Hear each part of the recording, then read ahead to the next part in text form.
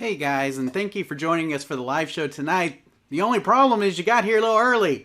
I'm still trying to clean up some stuff, and as you can see, it's kind of a mess. So I'm going to go ahead and clean up a little bit. Again, thanks for coming early. We're going to get started here in a bit. But while you're waiting, why don't you enjoy this video from one of our friends, and hopefully it'll give you some great arcade repair information, and hopefully I can get all this stuff cleaned up by the time we get back. Hey, this is Paul. This is a recommendation slash tip for everyone who owns these type chassis. They're K74, 7500s, U2000s, U5000s. They weren't the best design wells made, and they tend to run hot. The neck boards run hot, where the horizontal output transistor, these like to run hot. I've seen them so hot that they scorch the paint right off the heatsink. And the vertical ICs run a little hot. Right now this one's running at 123. It's steady right there, but it's outside a cabinet. You can imagine a cabinet gets a lot hotter inside with no ventilation. So what I would recommend, little 12-volt fan, not very big. You can mount it to the frame.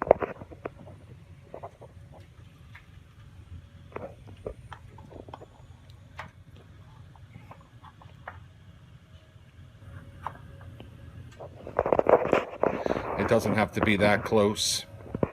I recommend mounting it somewhere so it could just blow air onto the vertical heat sink here and blow some fresh air onto the hot. And as you can see, we're already dropping temperature. That temperature just drops like a rock with just this little fan.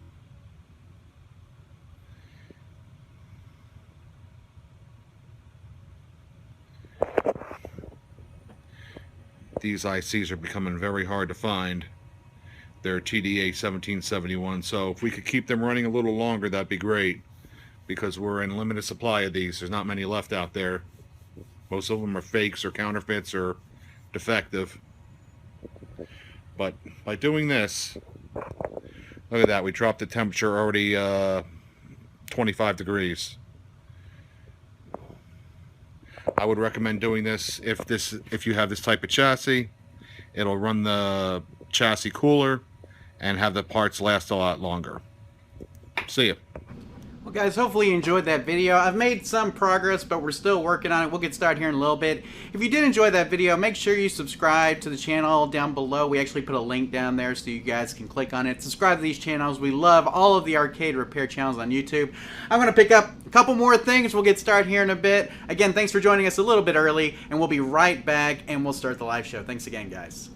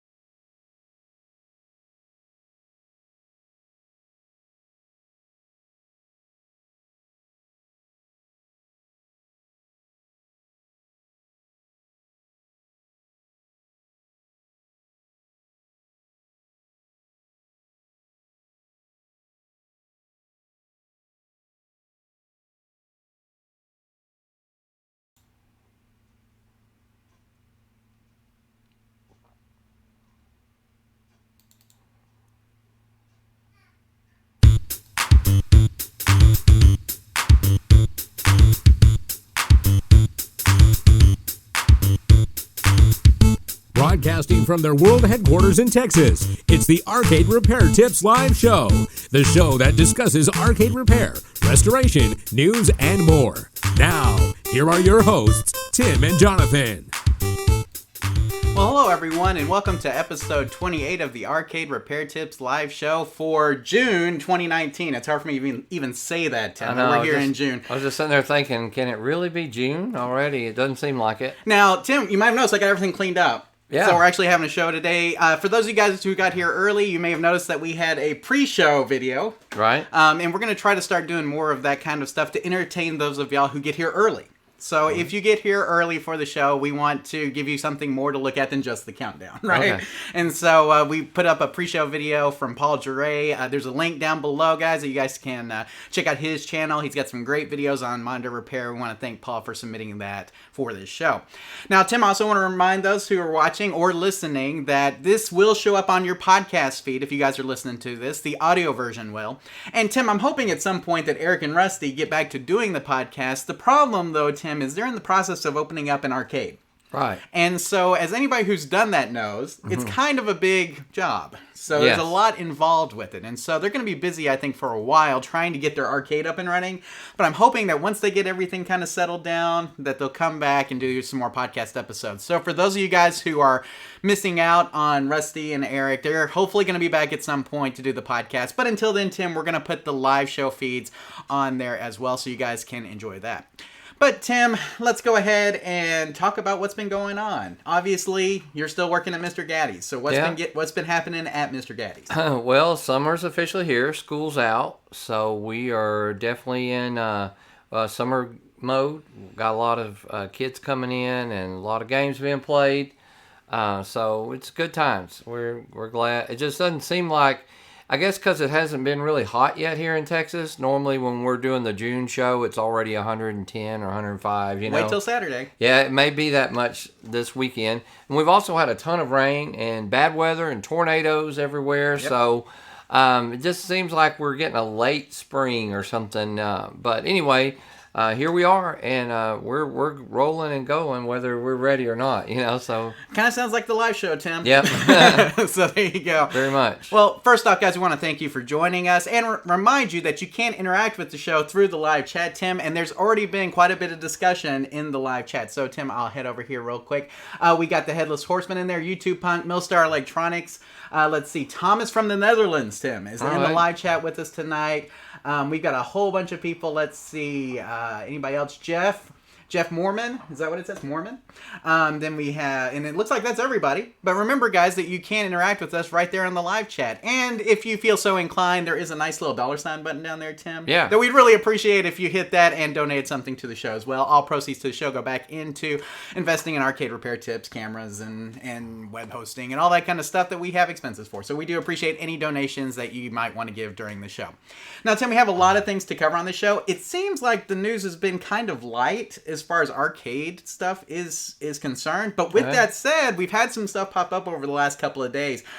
Tim at Games is apparently going to be releasing an arcade game, which we're going to talk about later on in the show. And Tim, you had been talking about your all-you-can-play promotion, and I hear that we're going to get an update on that in the after show, correct? Right. We'll talk about how it's been doing and what I would change or wouldn't change, things about it. We'll see how it's going. And we're going to do some arcade document talk, Tim. There were some that were uploaded to the Internet Archive from the 70s. Right. From a certain arcade, Tim, out in California that looked really interesting. Some great documents. We'll be talking about those as well. And you have a nice tech tip for us as well, right? Sure do. Look at all the stuff we have to look forward to, Tim, in Don't this forget episode. the debate. And the debate as well. And we'll get there when the time arrives. But, Tim...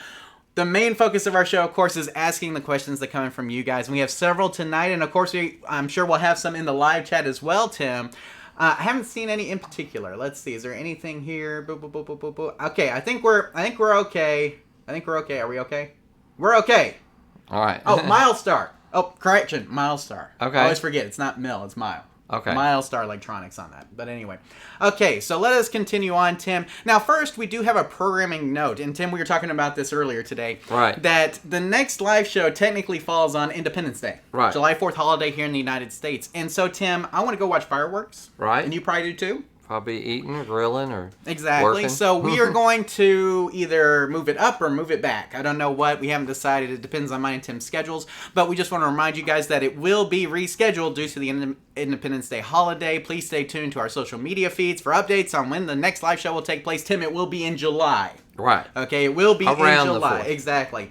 So around then. So we will see it then. So we will let you know. And like I said, first Thursday night of almost every month, Tim. I'll put that in there because obviously we won't have it this coming month. So, but just a reminder, guys, Independence Day, we will not have a show. We will either do it sometime before or sometime after, depending on how our schedules fall. And Tim, it does look like we have one question already in the live chat from Scott. And he says, "Hi, I have an old Double Dragon cabinet that I'm turning into a multicade. The TV inside was no good, and I'm looking for any suggestions on a good replacement. Thanks."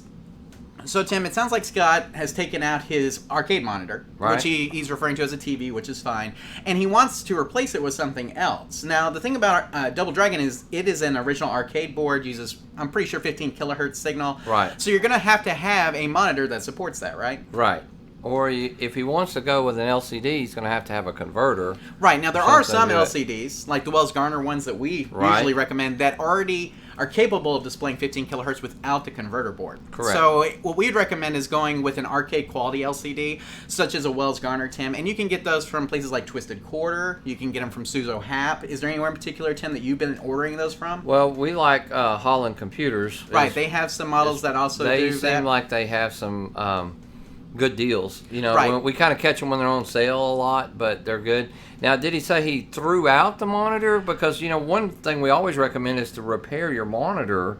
If you still have it, you can actually either repair it yourself or have it repaired for a whole lot cheaper than you can buy another TV or another tube. Now, he says it was no good. Now, Tim, of course, Right. we don't know if that means the tube, if that means the chassis. In most cases, though, we found that it's the chassis that goes bad if you Right. do have an issue, and chassis are very repairable. So, if you still have it around, there's always a chance that you could repair that. But if you're going to go LCD, we do recommend an arcade quality LCD that supports the 15 kilohertz natively. And so, Right. that way you won't have to have a converter board in there. The Wells Garner ones, if you buy a Wells Gardner 1, it will support 15 kilohertz. I think pretty much every one of theirs does. If you buy a Okay. different brand, it may not, but you can ask whoever the vendor is, and they should be able to tell you whether or not it supports that. And most of them, if they don't support it, do sell a converter board for Correct. it. Now, he did say he wanted to turn into a multicade, so if that's the case, a lot of multicade boards do have VGA output. Right. And so you could just go with an off-the-shelf computer monitor or a standard LCD monitor that has a VGA input if that's the way you want to go. So there's a lot of options there for you, Scott. Hopefully answers your question, and let us know what you decide to do with your Double Dragon cabinet, Tim. But if you saw the arcade board for Double Dragon, it is highly sought after. A lot of people Yes. are looking for that board, so I would suggest you either keep it or sell it off and get a good bit of money for it because sure. people are looking for that board. So Any okay. part of that game. Yeah, the that's right. marquee and Marquees and other things as well. So, okay, Tim, I think we'll go to our first question here, and it is from Rowan. Rowan? Mm-hmm. And he says, "Hi, I just set up my 60-in-1 board, and I got a JAMA harness, which I have already plugged the wires into the micro switches for the arcade buttons. I decided that I need to move the wires somewhere else, but I am unable to disconnect the wires that were plugged into the micro switches, such as the ground wire. I tried to pull them, and they won't come out of the micro switch. Is there a way to disconnect the wires that are connected in the arcade button micro switches from the JAMA harness?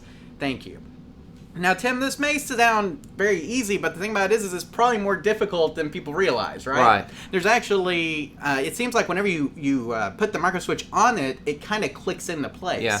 And so that click a lot of times makes the connection very strong, but also makes it very difficult to remove the terminal, as we like to call it, Right. from the prong on the micro switch. So, Tim, do you have any suggestions here for Rowan as far as removing those terminals from a micro switch? Yeah, they're called a quick disconnect, but that's really not the best term for them because they're actually made to, when they go on there, to stay on there because you don't want them to fall off. Right. Especially in a game where you're pushing a button a lot. You don't want it to just fall off, so they should fit pretty snug and tight. Now, you can grab it right there at the base of it, and if you can't pull it off by hand, what we usually use is just a good pair of needle nose pliers. Now, you don't want to grab the wire because you have a good chance of just pulling the wire all the way out. So you want to grab it. Usually, most quick disconnects have a metal end, and then a little plastic piece that the wire goes up inside and crimps on. I recommend right at the very end of where it goes from plastic to metal, right in that area, grabbing it with some needle nose pliers. Just, don't squeeze too hard because you'll make it even worse. Right. Don't go past that point because you will be tightening it. But right there in the middle, if you could bend one in half, that's probably about where I would do it. And then you can grab a hold of it and pull them off with the needle nose pliers. Seems to me to be one of the best tools that works for that. Now, Tim, I noticed in Rowan's case, it sounds like he may have put maybe the ground wire on the wrong prong. Right. But if you just need to switch around the actual buttons, you could just switch the micro switches themselves as well, right? That's true. Like if you had hooked up the kick button instead of the punch button, you could just move the button. Physically move the switch or underneath. just the switch underneath. But most of the time, I think if he'll just get a pair of needle nose, and sometimes you got to give it a pretty good tug. Worst case scenario, you pull it out, you can just discard it then and crimp on a new one. It's not really that big a deal. It's a good thing to have some extra quick disconnects around. Sounds good. So I'll go ahead and show the slide here, Tim. Removing terminals from the prongs of a micro switches can be very difficult. This is due to the fact that these terminals are made to lock in place when they are pushed into the micro switch prong so that they don't fall off when the cabinet is jostled during gameplay. Your best bet is to get a good set of needle nose pliers, Tim, like you mentioned, and attempt to pull the terminal off the prong. Make sure you squeeze the terminal itself and not the wire going into the terminal. Kind of like you mentioned, right. Tim, you really want to get kind of like the lower part of the terminal. If you try to pull from the wire, it may come out, leaving the terminal on the prong, which, Tim, at that point, like you said, discard the terminal and crimp a new one on your wire. You should be good to go. Correct. Is there anything else here for Rowan here, Tim? No, it's not. It's one of those things, those guys who are probably a little more experienced is like, oh, wow, that was easy. But everybody at some point has run across this where you're really trying to pull that thing. I mean, it's like a tug of war. You're really yanking on it, but it's not coming. Sometimes just a little pair of needle nose pliers. In fact, I used to keep a skinny, the really skinny kind, right? Just for that, almost, or a tinier pair, just to I didn't have to put as much pressure on it, but could just lock on it and pull a little bit. So. And I tell you, Tim, I have cut my hands up doing that too. Oh yeah. Because what happens is when you pull it off, inevitably you'll get that jerk kind of afterwards, and when you do, you'll hit the prong of another micro switch with the back of your hand or the monitor chassis or something. Right, exactly. You're going to get your face. hand pretty beat up. So it's nice if you can flip that control panel over. It gives you a little bit more leverage to pull up instead of at an angle. Or at a difficult side angle or something like that. And so if you can't flip open the control panel, that would be the best way to do it. But it can be a difficult task. Hopefully, Rowan, with a good pair of needle nose pliers, you can get those terminals off those prongs. So good luck with that, and let us know how it goes with your repair. Okay, Tim, let's go ahead and go over here real quick. Let's see. Adam DIY says, what games do you guys own? And people are chiming in, Tim. A lot of different games. Louie, of course, is here tonight, one of our social media administrators, and also a YouTube administrator for us. And so we want to thank Louie for being in the chat tonight, doing some good work for us. But he says he's got, Mario Brothers, Frogger, Tag Team Wrestling, a couple of good ones like that. I see some Ultimate Mortal Kombat 3. Let's see. All sorts of cool games. People have cool games, Tim. Yeah. It's not just us. A lot of you guys have cool games. Mm-hmm. I think that's awesome. We do have a question from Jeff. Okay. Excuse me. I have a Pac-Man Cabaret that is playing blind. I rebuilt the monitor chassis years ago, put it back in, and the monitor came on. When I turned it on for 5 seconds, it went out again. What's next? Okay, so basically you had it was playing blind, so you rebuilt it, and now it worked. I guess the monitor came on. When I turned it on for 5 seconds, it went out again. Okay. So it sounds like there's an issue with the power supply in the power supply section of the monitor chassis somewhere. The fact that it came on for a second means that there must be something, and it could just be, it's got to be something probably with the B plus voltage. So you want to make sure that you've got your B plus voltage dialed in where it needs to be, Tim. That's very important, because having it too high or too low can cause issues. And make sure that you're getting a good B plus voltage. If it's obviously, like I said, if it's too high, we can have some issues going forward. So that would be the first thing for me to check. Any suggestions from you, Tim? Well, it could be a bad flyback. Yes, absolutely. It definitely could be bad. Check your fuses, check those type of things. Make sure you got the right fuses in there. Right. I mean, that's very important. So, I mean, you know, if you have too large a fuse in there, you can cause damage to other parts, which you want to be careful of. If you let us know what monitor chassis you have, we can probably help you troubleshoot a little bit better, too. Right. And if you haven't seen our video on troubleshooting games that are playing blind, we literally show just about everything that could possibly go wrong. Right. And most likely, you did a cap kit, but you didn't probably replace the hot or anything like that. Well, and that's on a K7000 Wells Garner chassis, Tim. But he may have an Electro Home, may have a Wells Garner 4900 or something like that, which may be a little bit different process depending on what you're looking at for playing blind. So if you let us know, we can help you troubleshoot a little bit further as well. But a lot of times it's in that high voltage section, whether that something along the B plus line, or if that, like I said, so that could be hot and flyback and caps and all sorts of stuff in there. Bad filter cap, of course, Tim, can cause that as well. Or if you put a cap in backwards, which we've had happen before, it can also do that. So a lot of things to check. So when you go through the rebuild, make sure that you've got everything in properly. That's always a big thing, Tim, because I mean, we've done that before. Put a filter cap in backwards. We saw the light come on, and all of a sudden the cap blew. And blew the cap. So we had that happen before. It's definitely something that happens. So check everything along the power supply section of your monitor in a high voltage line, and hopefully something in that section should be bad, and you should be able to replace it and get it working again. So. Okay. Oh, YouTube Punt just donated $10, Tim. Thank you. So there we go there. Thank you so much for that. We always enjoy the donations. So it says, what's the name of the new arcade? It's the Game Preserve. So in Houston, the arcade is still the Game Preserve. It's just that they're opening a second location. Right. So Eric and Chris, not Eric and Chris, excuse me. Eric and Rusty are opening a second location of the Game Preserve in Houston. So, nice. In a different part of Houston. So yeah, they've been working diligently on that. Hopefully they'll come back and do the podcast for you guys pretty soon, because I miss listening to them too, Tim. Right. I'll be honest. So there you go. Let's see what else we have here. Of course, people talking about Todd Tucky, however you say it, and he was in the hospital recently, Tim. We want to wish him a quick and speedy recovery. Seems like he's doing better. Yeah, it seems like it. So his family's been giving updates on his Facebook page, and so if you guys have been following that, it seems like things have been going well, but we do want to continue to send our thoughts and prayers out to him and his family, and hopefully he'll have a quick healing. So let's see what else we have here. It's an Electro Home, he says. So Electro Home G07, and it looks like Louis, back from the archives, Louis posted a video which may help you out as well. Paul Juray is here, and Paul, we played your video during the pre-show. Right. So if you may want to go back and watch that as well. But Paul, thanks for submitting your video. We had a little pre-show fun, and we also put a link to your channel down below. So thanks for joining us tonight. Danny is here. He says, I've been having some minor issues with my Mousetrap arcade game. When I turn it on, it plays for a while, then freezes up. And I turn it off and back on, it plays again and might freeze up again. So, Tim, this is pretty common with arcade games. A lot of times, Tim, this is a power supply issue, right? Most of the time, I would say we always lean that area first. Now, it could be a processing chip or something, but most of the time, when we find a game will just freeze, a lot of times it is in the power supply. So really check your power supply or replace it. That probably will take care of your issue. And a good recommendation here is to check the power whenever the game freezes up. Right. To see how it's doing. If it's too high or too low, that may be an indication of and it could be just you need to just adjust it up a little bit or down. And now, like you mentioned, it could be the main processor on the board as well, which we've seen with like Pac-Man boards and things like that. So it's not out of the question of being a board issue, but a lot of times this is a power supply issue, so make sure you check that. Make sure you're getting good voltage all the way to your board.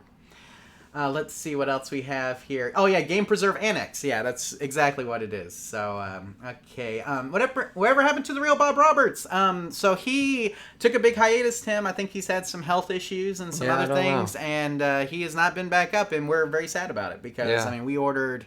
Golly, so much stuff from Bob. It's hard to even think about all the stuff we ordered. So there are a lot of great vendors out there who have come along, Tim, to kind of fill the void. But, you know, when you have a void that big, it's really hard to fill it all. I will say that. I mean, because he was our go-to supplier for maybe a decade. Right. So, I mean, just to give you an idea. So, but hopefully at some point he'll come back, sell some parts to us. We'd love to see him.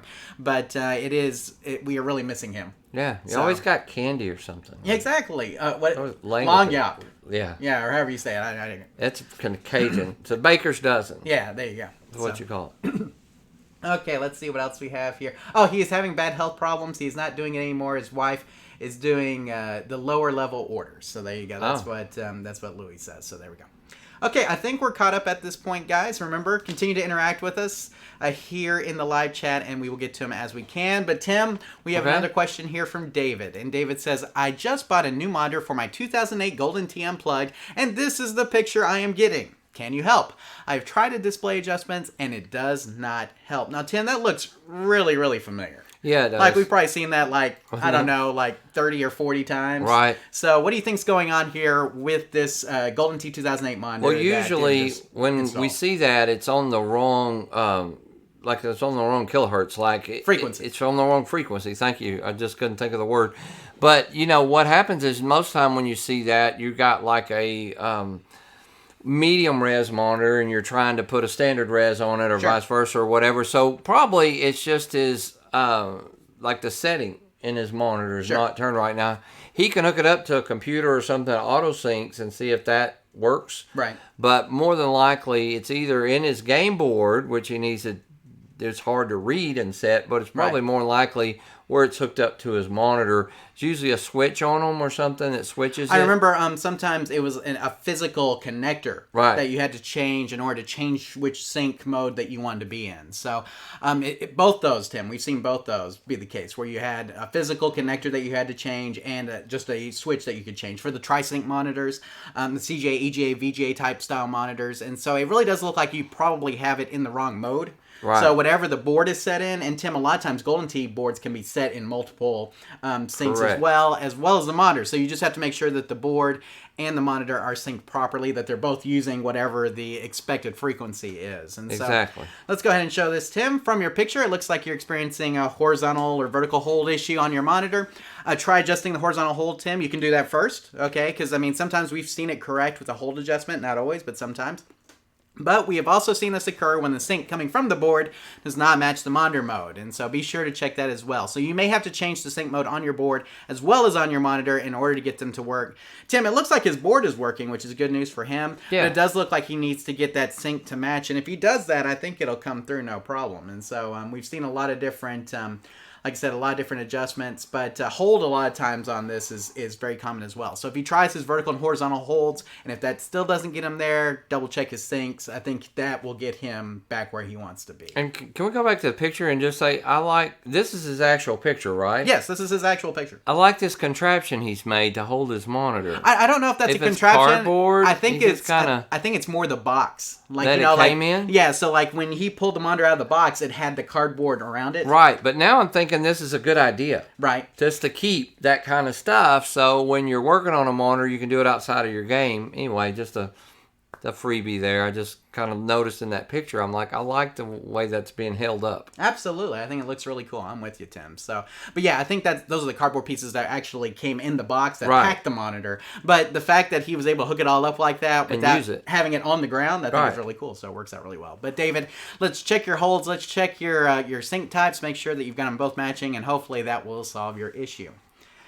Okay, let's see what else we have here. Okay, let's see. Thomas says, I've recently been working on my arcade monitor, and I've noticed the chassis was really dusty. I've tried using canned air, but the dust is really stuck on there. How can I remove the dust without disassembling the board? Well, you've got a canned air. You could get, what we've shown before in a video. You can literally...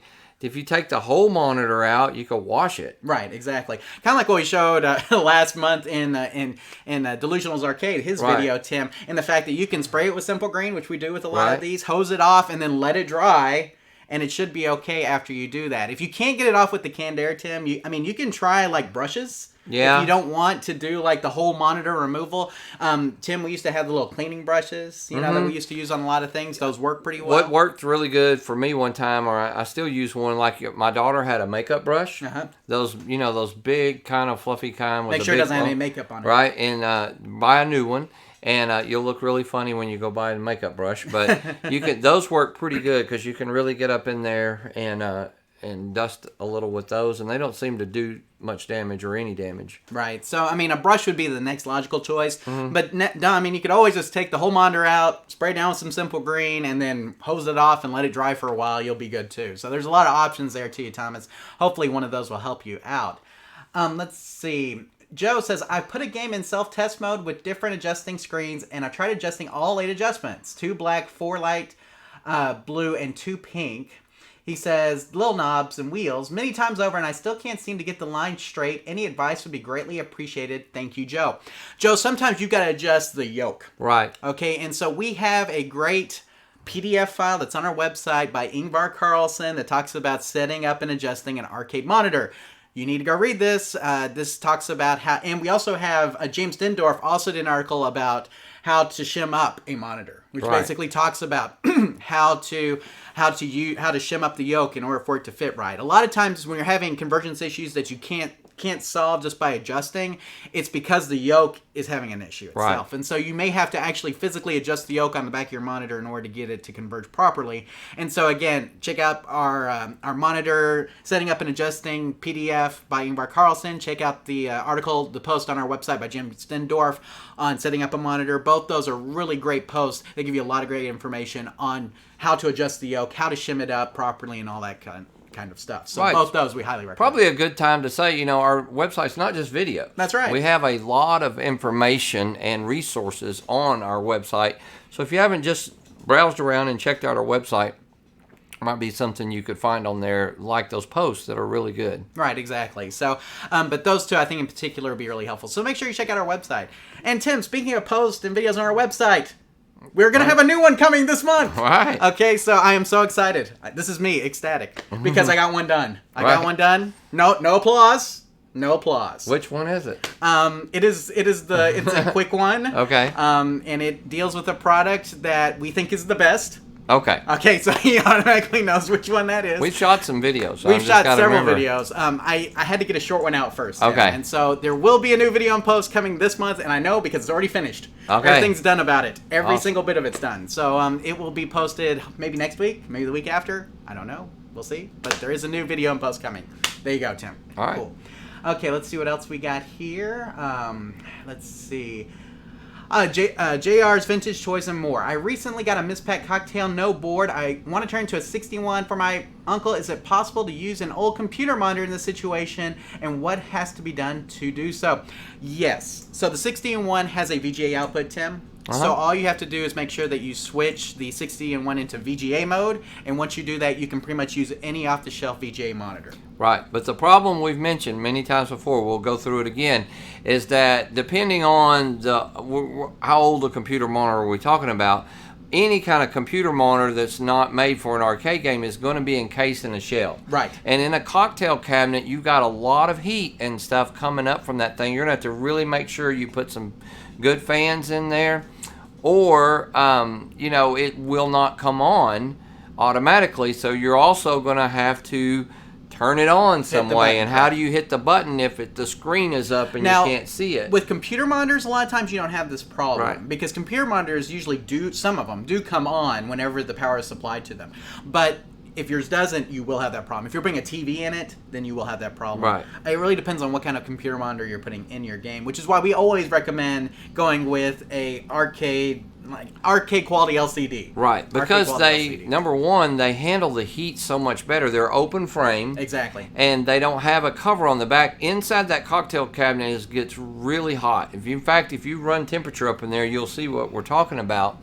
And so without some adequate fans and stuff, we've seen a lot of people that have used computer monitors that end up having them go out or repeated problems because of that. Yeah, we've had to fix a couple. Yeah. So, and Tim's exactly right. The other problem is mounting it.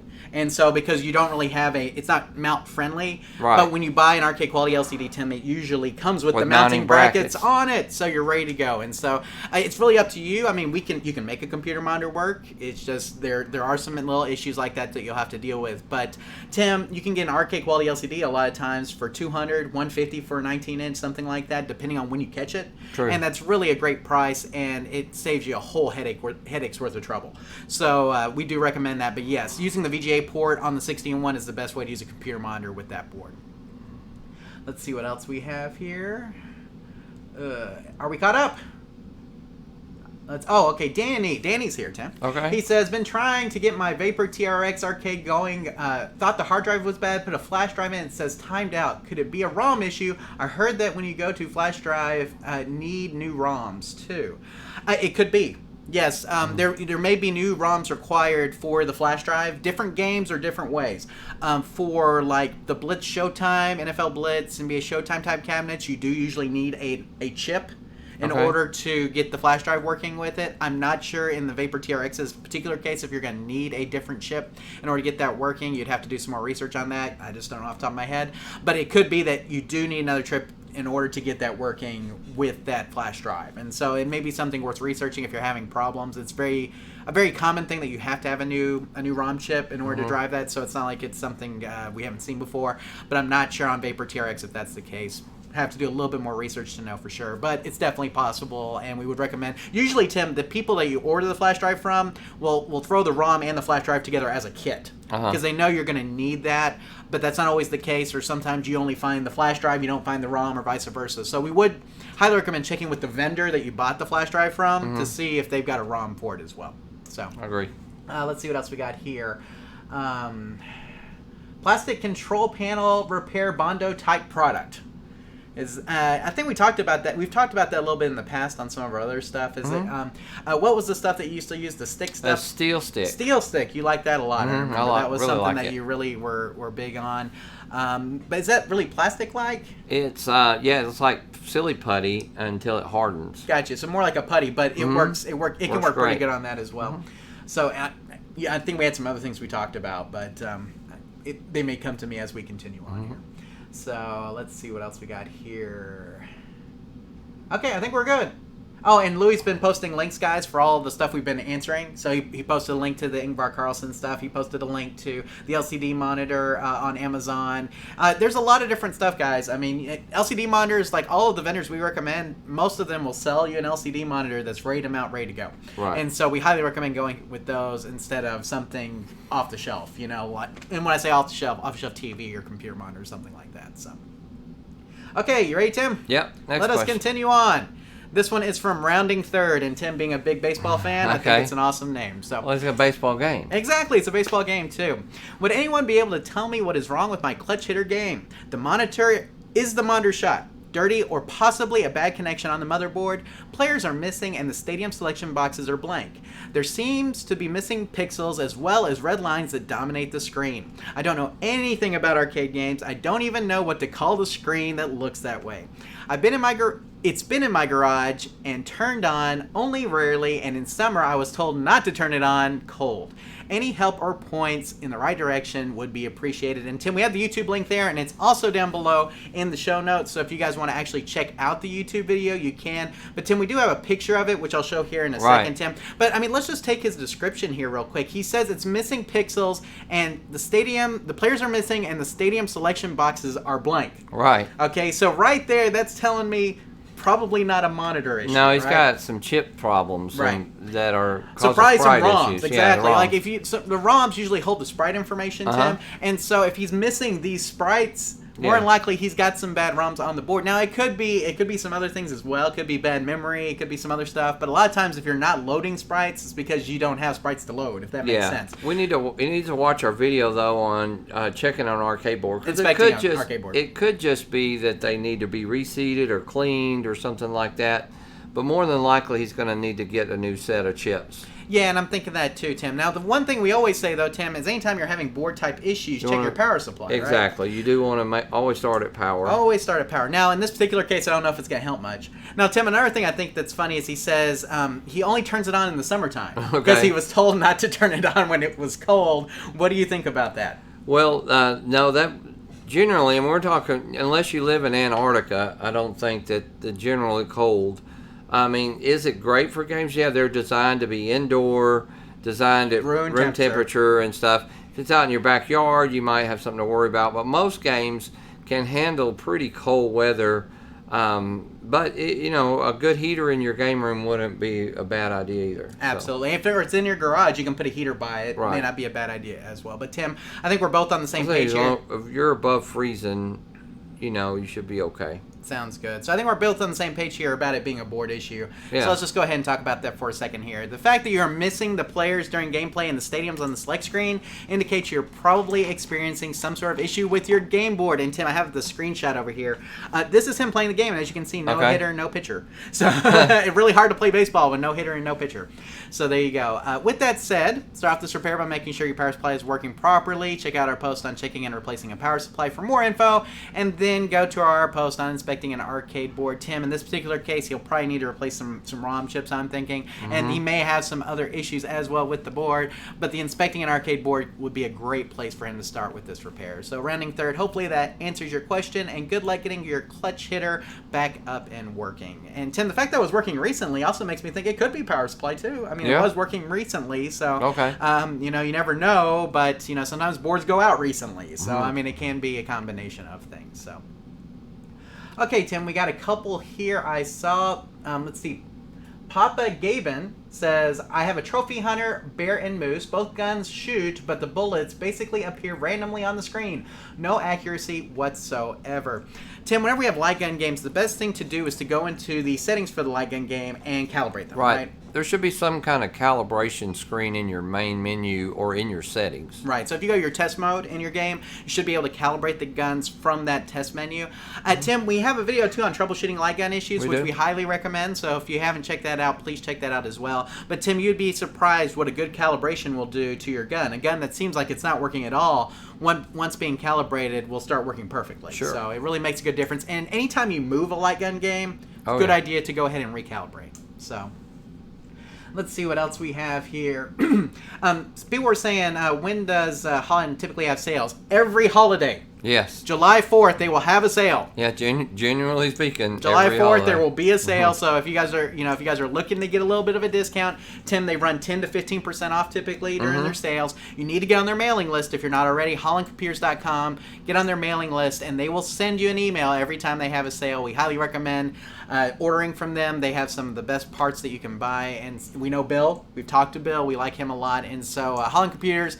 You know, if you want to wait for a sale, Tim, their regular prices are not bad. We should say that. The regular prices are not bad if you need something. But if you want to get that extra 10 or 15% off, then wait for a good holiday, get on their mailing list, you'll get an email. So there you go. Okay, let's see what else we have here. Geeklight08 says, I have a Hyper Neo Geo 64 driving game, and I would like to convert it to LCD. Any recommendations for LCDs for sit-down driving games? Tim, same recommendations we give for every other LCD. You want to buy arcade quality. I mean, that's what it comes down to. So buy something that is intended to go in. Tim, they make 27-inch LCD monitors. 26-inch. 26-inch LCD monitors that fit like the 25-inch openings. Yeah, a lot of sites too will sell a bezel for that for driving games like Hap, Betson, stuff. They'll have a bezel that they sell. You probably should pick one of those up too because it won't quite look right under your current bezel. Exactly, and so it's a really great, it makes it really easy when you get the monitor with the mounts already installed and you get the bezel that's already ready to go into the cabinet. And so arcade quality is always what we want to recommend. So you can do it from Betson, you can do it, and Tim, you've had a lot of interactions with Betson, I know recently, right? Because you guys bought your entire game package from them, right? And so how would you rate Betson overall as a customer service company? Oh, their customer service is really good. So if you have any questions about doing this, you give them a call and they'd probably hook you up with it. Yep. Because they want to sell you the parts, right? Oh, for sure. Exactly. So you may look up Betson.com. They've got a lot of locations all over the United States, right? Including one in the Dallas area, which is the one that obviously we talk to. But they have them in different places. You can talk to them and they'll help you out, help you define the parts that you may need for your project as well. So let's see what else we've got here. Let's see. Enjoy your show. Oh, John Millen says, I enjoy your show. Thank you. Thank you, John. Man, there's a lot of people here tonight. That's exactly. You know what we are? We are pregame for the NHL Finals. That's what we are. You're watching the NHL Finals pregame. Blues versus the Bruins. Okay. And we're going for the Blues. You're welcome, Matty Mo. So there you go. We'll talk about more about that in the after show. In fact, we'll probably cross over with the hockey in the after show. But anyway, so we're NHL hockey pregame. No basketball tonight, huh? Yeah. Is there basketball tonight? No, That's tomorrow night. Is that tomorrow night? What about Toronto, huh? Right. Crazy. Yeah. I would never thought. No. But anyway, we're getting off topic, Tim. Oh, and we have Mr. Silverball Mania. Cheers from the Buckeye State. Always. No, thank you for being here. Man, we got so many people here tonight. You guys are awesome. Great live stream. Thank you. Milestar Electronics. Did I say it right that time? Okay, let us continue on here. Okay, I feel like I'm wasting all my energy, Tim. We got to continue on here. We'll never get through this. Okay, next question is from Anthony, and Anthony says, to be blunt and honest, I don't have a lot of time to watch all your videos to try to find my answer. Subscriber here, so he says he's a subscriber. So we got a lot of videos out there. We do have a lot of videos, not as many as some people, but we have a lot of videos. I don't know much about electronics, and I don't know much about arcade games like y'all do. What I do have is some resemblance of aptitude and can figure things out except electronics and electrical issues. That being said, I have a Blitz 99 cabinet that worked perfectly for a year after I purchased it, circa 2008, and by 2014 it worked fine. It worked just fine until it warmed up and the screen would go on the fritz and you couldn't play it anymore. I have not recorded it, but I can post it on YouTube. What do I need to check first for this issue, and is it a common issue for this cabinet? I own 2 total, previously mentioned one, and a Mario Versus cab that was once a Donkey Kong Jr. That one, as far as I have researched, needs a monitor recap. If you can point me in the right direction to figure out why my Blitz monitor is on the fritz, please, I am all ears. Princey's eyes. So then, thanks. Please keep your channel going. I see a resurgence coming of these old classics. Looking for an original Gauntlet 4 player, just saying LOL. So there you go. You gotta throw that out there in case somebody's watching, hey, I'm looking to sell a Gauntlet 4 player, or whatever the case may be. So Tim, we got Anthony here. He's had this Blitz 99, it sounds like for a while. And it's worked pretty well, but now when it warms up, it starts to go on the fritz a little bit, okay? Right. So what do you think's going on here with this monitor, Tim? This is, pretty common, obviously, for monitors over time to kind of have some issues because, heat and other things. And so what do you think's going on with Anthony's monitor here? The game is still playing fine, but your monitor just kind of whacks out on you. That's probably indication that you're time to do a cap kit on it. Right. That's what we always recommend. First step. Right. And I think that, some, as they warm up, those capacitors are the ones that are starting to fail are really giving them some issues. So that's exactly where I would start. And like you said, he may not be the best at electronics, and we do have a lot of videos, but some of those earlier videos really will help. He's really going to need to go back and watch us do a cap kit, watch us talk about those things, or at least watch a video on how to remove the chassis so we can send it off for repair. Sure, exactly. And so, Tim, I'm with you here. Let's go ahead and go here. It's very possible that you have some bad capacitors in the horizontal vertical sync sections or in the power supply section of your monitor chassis, Tim. We highly recommend installing a cap kit, see if it helps the issue. See our post on installing a cap kit for more information. Tim, that's always like our first go-to. Yeah. Now, if you continue to have problems after the cap kit, then it could be caused by other components in the vertical and horizontal and maybe power supply sections of your monitor chassis. Please let us know. We'll try to help you out further. And Tim, this is always important. Make sure you tell us the make and model of your monitor chassis. That helps a lot with the troubleshooting process. Oh boy, does it ever. Because every monitor, a lot of the concepts are the same for all monitor chassis, but the locations of where those parts are totally different depending on the monitor chassis you have. And so while the concepts all hold true for most monitors, there are a lot of different places where the different components can be located. So if you need additional help, please let us know your make and model of your monitor chassis, and we'll try to help you out further. But cap kit's always a great place to start, Tim. And we have a link to the What's My Monitor page on Bob Roberts' site on our installing a cap kit post. So if you go over there, you find the post, you'll see the link there, help you identify your monitor if you don't know what you have. Tim, anything else here? No, I think that's a good place to start. Cool. We'll go from there. Paul Juray says new caps and reflow of solder. Yeah. And Paul would know, I'm just telling you. One of the things I was thinking was to reflow the solder, because sometimes that will cause it just from the solder, just heating up and not feeling, got a cracked solder joint somewhere. Cold cracked or broken solder joints, man. They cause all sorts of issues. I mean, we've seen it touch up one solder joint, whole monitor works. It's amazing. So, yes, always reflowing solder. Great stuff. And Paul Dre says K7500 in that game. I think mine, I can't remember what mine has in it, because I have a Blitz 2000. I think it's 7900, something like that. I can't remember. I can't remember. So, but it has, it's a K7000 series monitor. I know that, but I'm not real sure of the actual model. So, but yeah, it's probably one of those K7000 style models, I would think for sure. So, okay, Tim, let us continue on here. How many more do we have? We got a couple more here. Okay, the next one is from Josh. And Josh says, I'm not even sure what this is called. I'm going to call it diagonal cascade. Okay. This is in an Arcade Legends that I'm fighting with. I had to reset the CMOS, but before that, I managed to get the monitor dialed in. It does this every so often, though. Not sure what to Google. And Tim, he gave us a YouTube link for the video, and you guys can go and check that out. But Tim, we've already seen the video. Right. Okay, and it kind of looks like what we would call out of sync. Right. So it very much like a sync issue. Now, if you guys want to check out the video, you can.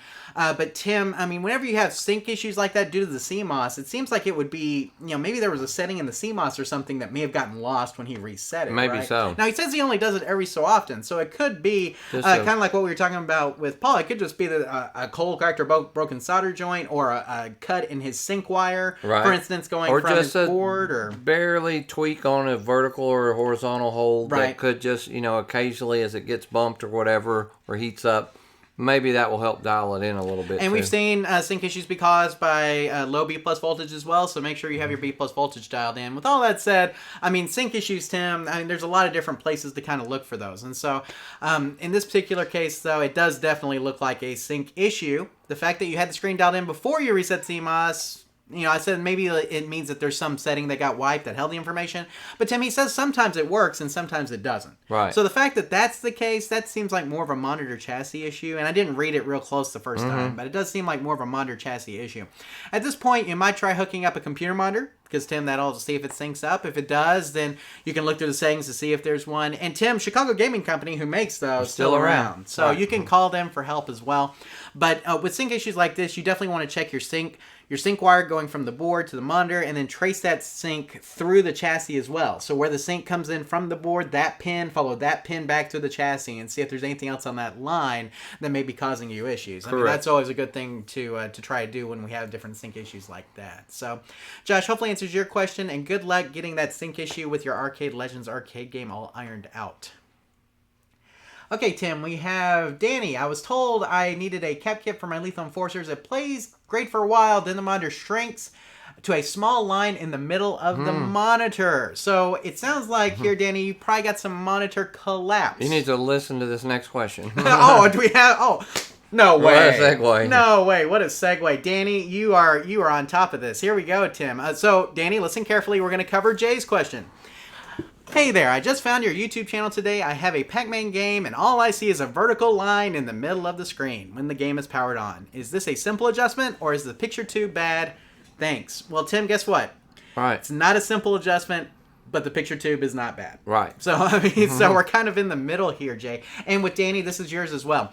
So, what we're experiencing here is monitor collapse. Right. Okay, and this happens whenever like your whole thing shrinks down to one little line, monitor collapse, a deflection issue. Right. It's like a lot of times it's vertical deflection. Right. Okay. If you're really skilled, you could still play it. There you go, in one little line. But not very, it's very hard. Right. So it sounds like, obviously, and from Danny's description and Jay's description, it sounds like they're both experiencing classic cases of vertical collapse. This is caused by an issue with the vertical deflection on your monitor chassis. You want to make sure you check all the components in the vertical section of your monitor chassis to see if they're working properly. The vertical section of most monitors consists of a vertical IC chip, Tim, along with some other components. Please see our post and video on repairing monitor collapse issues for more information. Now, here's the thing. With Jay's issue, his vertical IC may be totally bad. Right. With Danny's issue, His could be a cracked, cold, or broken solder. Exactly. So because the fact that he is sometimes it shrinks down and sometimes it doesn't, I would say reflow all the solder on Danny's. Don't replace any parts and see if that fixes it. On Jay's though, right, probably already gone. You may need to just go ahead and replace the vertical IC. And I mean, there can be other components too around that area that can cause it, but I mean, anything around the vertical IC is fair game, if that makes sense. So you also need to take a look at.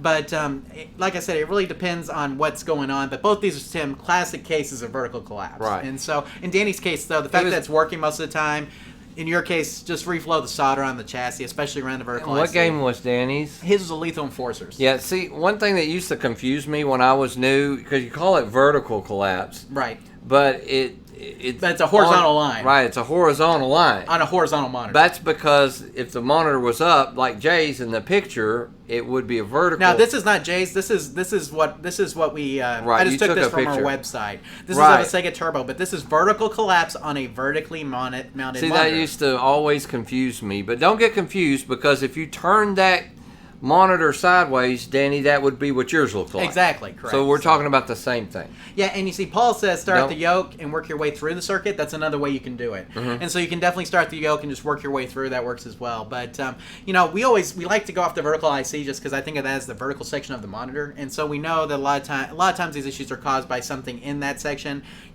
So that's why we like to look for that. But there's a million different ways to do a million different things. And I think starting at the yoke is another good way to get through the circuit as well. I agree. So there we go. So let's see what else here.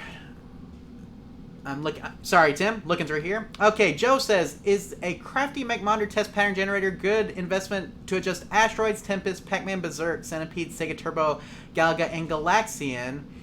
So it's okay for a vertical Tempest monitor. Okay, so here's the deal. I don't think that the crafty mech monitor test pattern generator works on vector games. I'm not for sure. Not for sure either. Because we haven't had one here in a little bit, yeah, I don't think it works on the vectors. So Asteroids Tempest may be out of the question for using that. If somebody who has one could probably tell us, but I'm not for sure that it works with vector games. So, but it would work on your Centipedes, on your Pac-Mans. It works very well on those.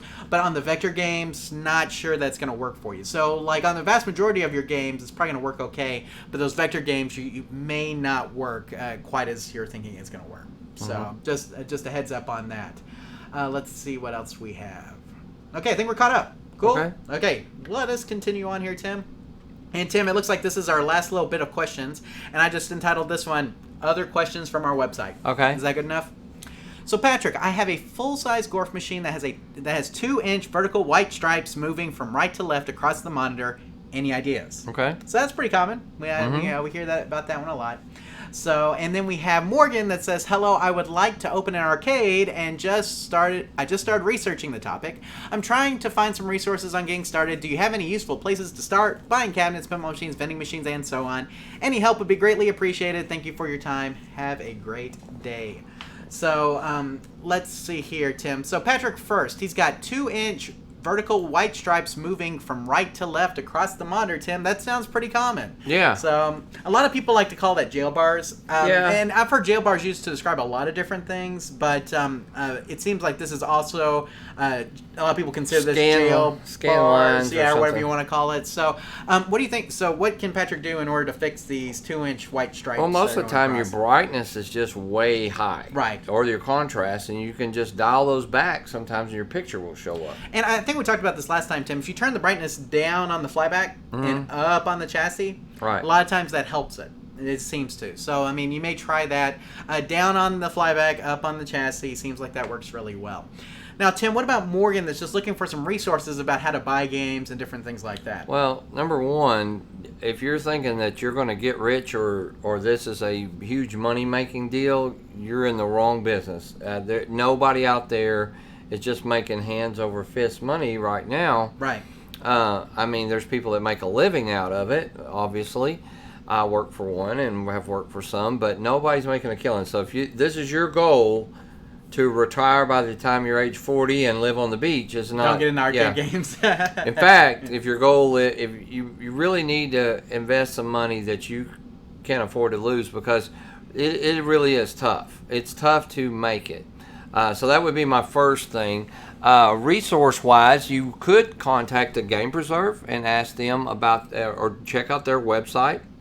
Yes. And you can, I'm sure they would as long as you're not a competitor in their area, we'll probably be able to tell you about their business model, which I think is great. We had an old podcast, Tim, I think live from the Hag one year, where we interviewed all of them, all the owners of the Game Preserve, and they gave basically their advice for opening an arcade, which I thought was pretty cool. Okay. So you may go back and find that podcast. It was at one of the Houston expos, Tim. I can't remember which one, but that may be an option for you. But as far as resources go, Tim, I mean, one thing that's check out good, our resources page. We have a ton of people on there. The you more can buy that games, everything. Games, as my owner found out by buying a whole bunch of brand new games, that most people think they're just going to buy a bunch of new games, they'll work forever and nothing will ever go wrong with them. He quickly learned out that's not true. Right. And the warranties on them don't last a super long time. Knowing how to fix games will greatly help you. Otherwise, you're going to be paying a lot for repairs, or expensive for a tech that works full time that can do that for you. So factor that in. If you're pretty salty and you know how to fix games, that will save you a lot of money. Yes, it will. So it also will allow you to buy some games at a good deal that aren't quite working 100% because you can fix them. Right. And that will save you a ton of money. So, we really are talking about a money issue. And then, but, there are guys, obviously, there's a lot of barcades and places that are opening. They're staying in opening, and they're at least making a living out of it. So my advice is to know your local laws. Number one, because everything is taxed. And here you have city, to have... county, state, even... city, county, state, pretty much. Yeah. Yeah, laws all the way around. And so... Municipal. Know what, and... Municipality. One time, Jonathan, we thought we were going to open an arcade, and we found a great location, and we just thought... We talked to the owner about the rent, the price was right. We were ready to move in, and he said, what kind of business? And we told him, and he had no interest in renting to an arcade. Correct. So... Finding the right location really matters, and I think it still would have been a great location. Oh, yeah. But he had no interest. That place is empty right now. Yeah, he did not want to rent to an arcade. So it really is. Location helps. Having games and sources for games. Talk to people who buy a lot of games. There's a lot of them. Still auctions around. Yeah. You can buy new games from places like Hap and Betson. Right. So if you want to go the new game route. So there's places to get games. You can still get games. So Betson will love to talk to you. Right, yeah. And charge you a ton of money, right? They will love to do that for you. So anything else? No, I think that, you can ask some specific questions sometimes if you want to contact us personally. My biggest deal is that, I don't want to put rain on anybody's parade because I think that it's neat that people want to open arcades and stuff. Having had a business that failed, been a part of the arcade business now for 30 years. I would highly recommend that you just do your homework, do your research, and really be willing to throw some money into it. And you need to have something nobody else has. Yeah, absolutely. Tim, I saw arcadeheroes.com. I want to throw a big shout out to them because we get a lot of our news from them. They always have a location opening type post where they show all the new locations opening. Somebody was opening what I thought was a great idea, something I thought about, an ice cream parlor / arcade. Okay. Which I thought was really good. But there's a lot of barcades out there that are doing really well. Like you mentioned, Tim, pizza and arcades have always gotten together forever. Sure. So, there are business models that work. I think you may be right as far as... Standalone arcades struggle. Yeah. Not everywhere. Right. If you're in colder climates, a standalone arcade can do well. But when you're in a climate like ours where, Tim... There's people would rather be at the lake. Exactly. You can be outside and things like that. I think it's tougher for a standalone arcade to make it here than it would be in a colder environment. Maybe so. So, and I saw it from my uncle who owned a bingo hall in Canada. Right. Here bingo halls are okay. There, he was always busy because you know what? 9 months out of the year it's snowing. Right. So you don't have anywhere to go but the bingo hall. You're not going outside. So I agree. But anyway, so there you go, guys.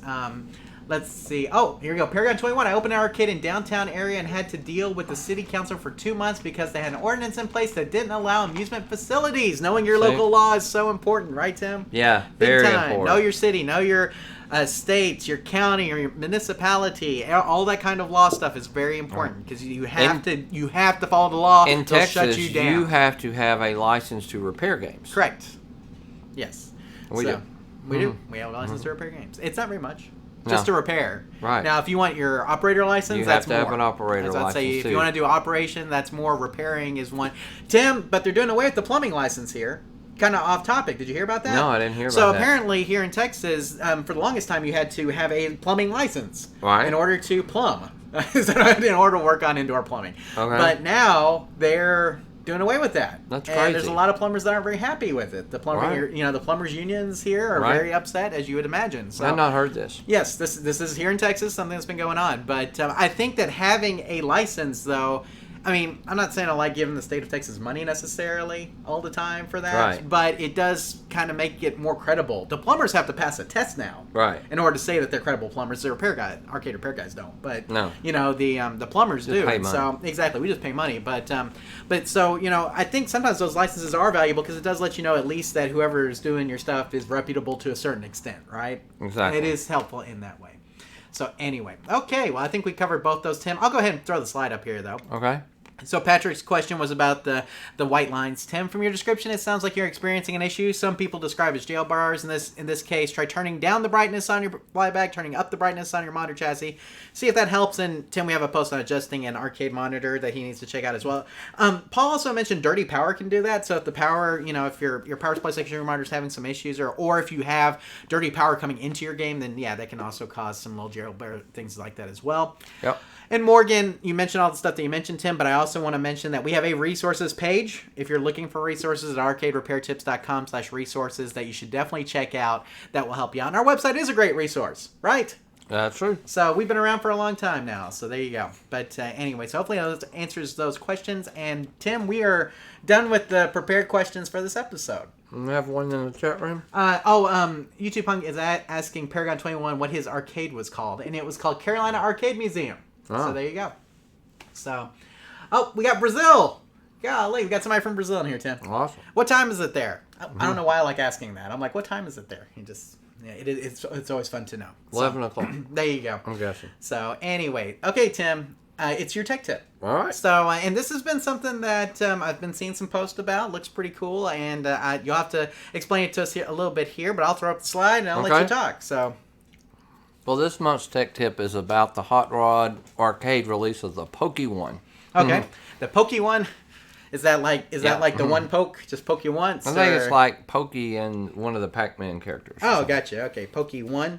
Right, so placement for the Pokey chips was used to generate audio. Okay. Yeah, and these chips, Tim, you find them on a lot of Atari boards, obviously, right? Isn't that what we're getting at here? So, go ahead. Yeah, so anyway, it's a audio replacement chip that will help with the sound and stuff like that. And it's kind of all in one chip. You know probably more about it than I do, John. What are you? Well, the thing I know that's FPGA, which Okay. FPGA, Tim, is basically a way that people are simulating hardware. Okay. It's a hardware simulation that makes it almost perfect. Okay, so like when you use an FPGA to simulate a piece of hardware, it's almost like running it on identical hardware. It's not like an MAME. emulation, right? Okay. An emulation is like software, using software to try to emulate the hardware, right? This is hardware that basically simulates the original hardware. If that makes sense. So, so an FPGA, I mean, you see these a lot, Tim. People like them because they're way more accurate than an emulation would be. Okay, because an emulation is all done through software. This is done at a hardware level. And so it's almost like running it on the identical hardware that it ran on initially, which is really cool. Nice. So, but these, Tim, I've seen these chips on some of the games like Centipede and Star Wars and Missile Command and stuff like that. And some of these boards, Tim, I've noticed use multiple Pokey chips. Okay. You may have noticed that too. And so, depending on how many of these you have on your board now, you may need more than one. Okay, but these go in the same slots where the Pokey chips are now, and they're $40 a chip.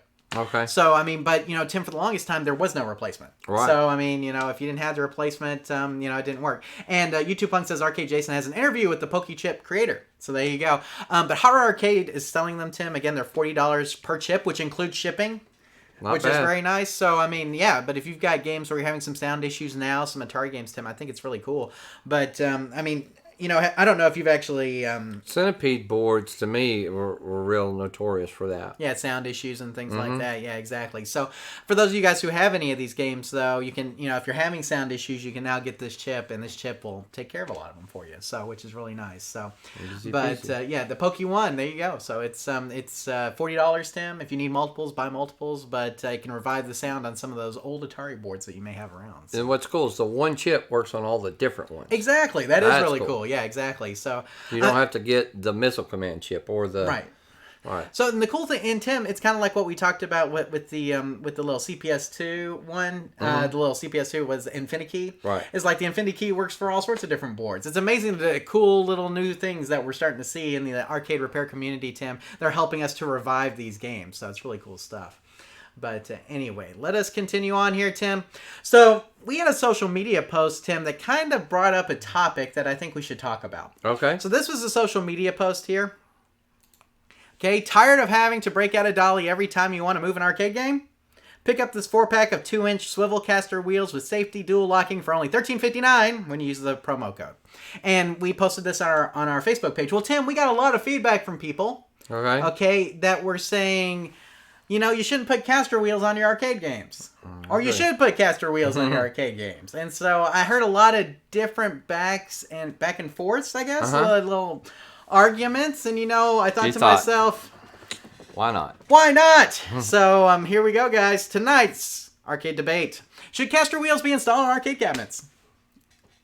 Tim, I think you're playing your hand here. Okay, he's playing his hand here a little bit, but yeah. So that's the thing. I mean, so guys, there's a lot of benefits to putting caster wheels on the bottom of arcade cabinets, and there's a lot of what would you say, disadvantages to doing that. Don't get into it yet. We won't get into it. But, we're going to go ahead and debate this tonight. So, Tim, here you go. Get your sword out, man. We're about ready to do this. And, guys, we're going to do the arcade debate. We're going to reset here for just a second, and then we'll come right back.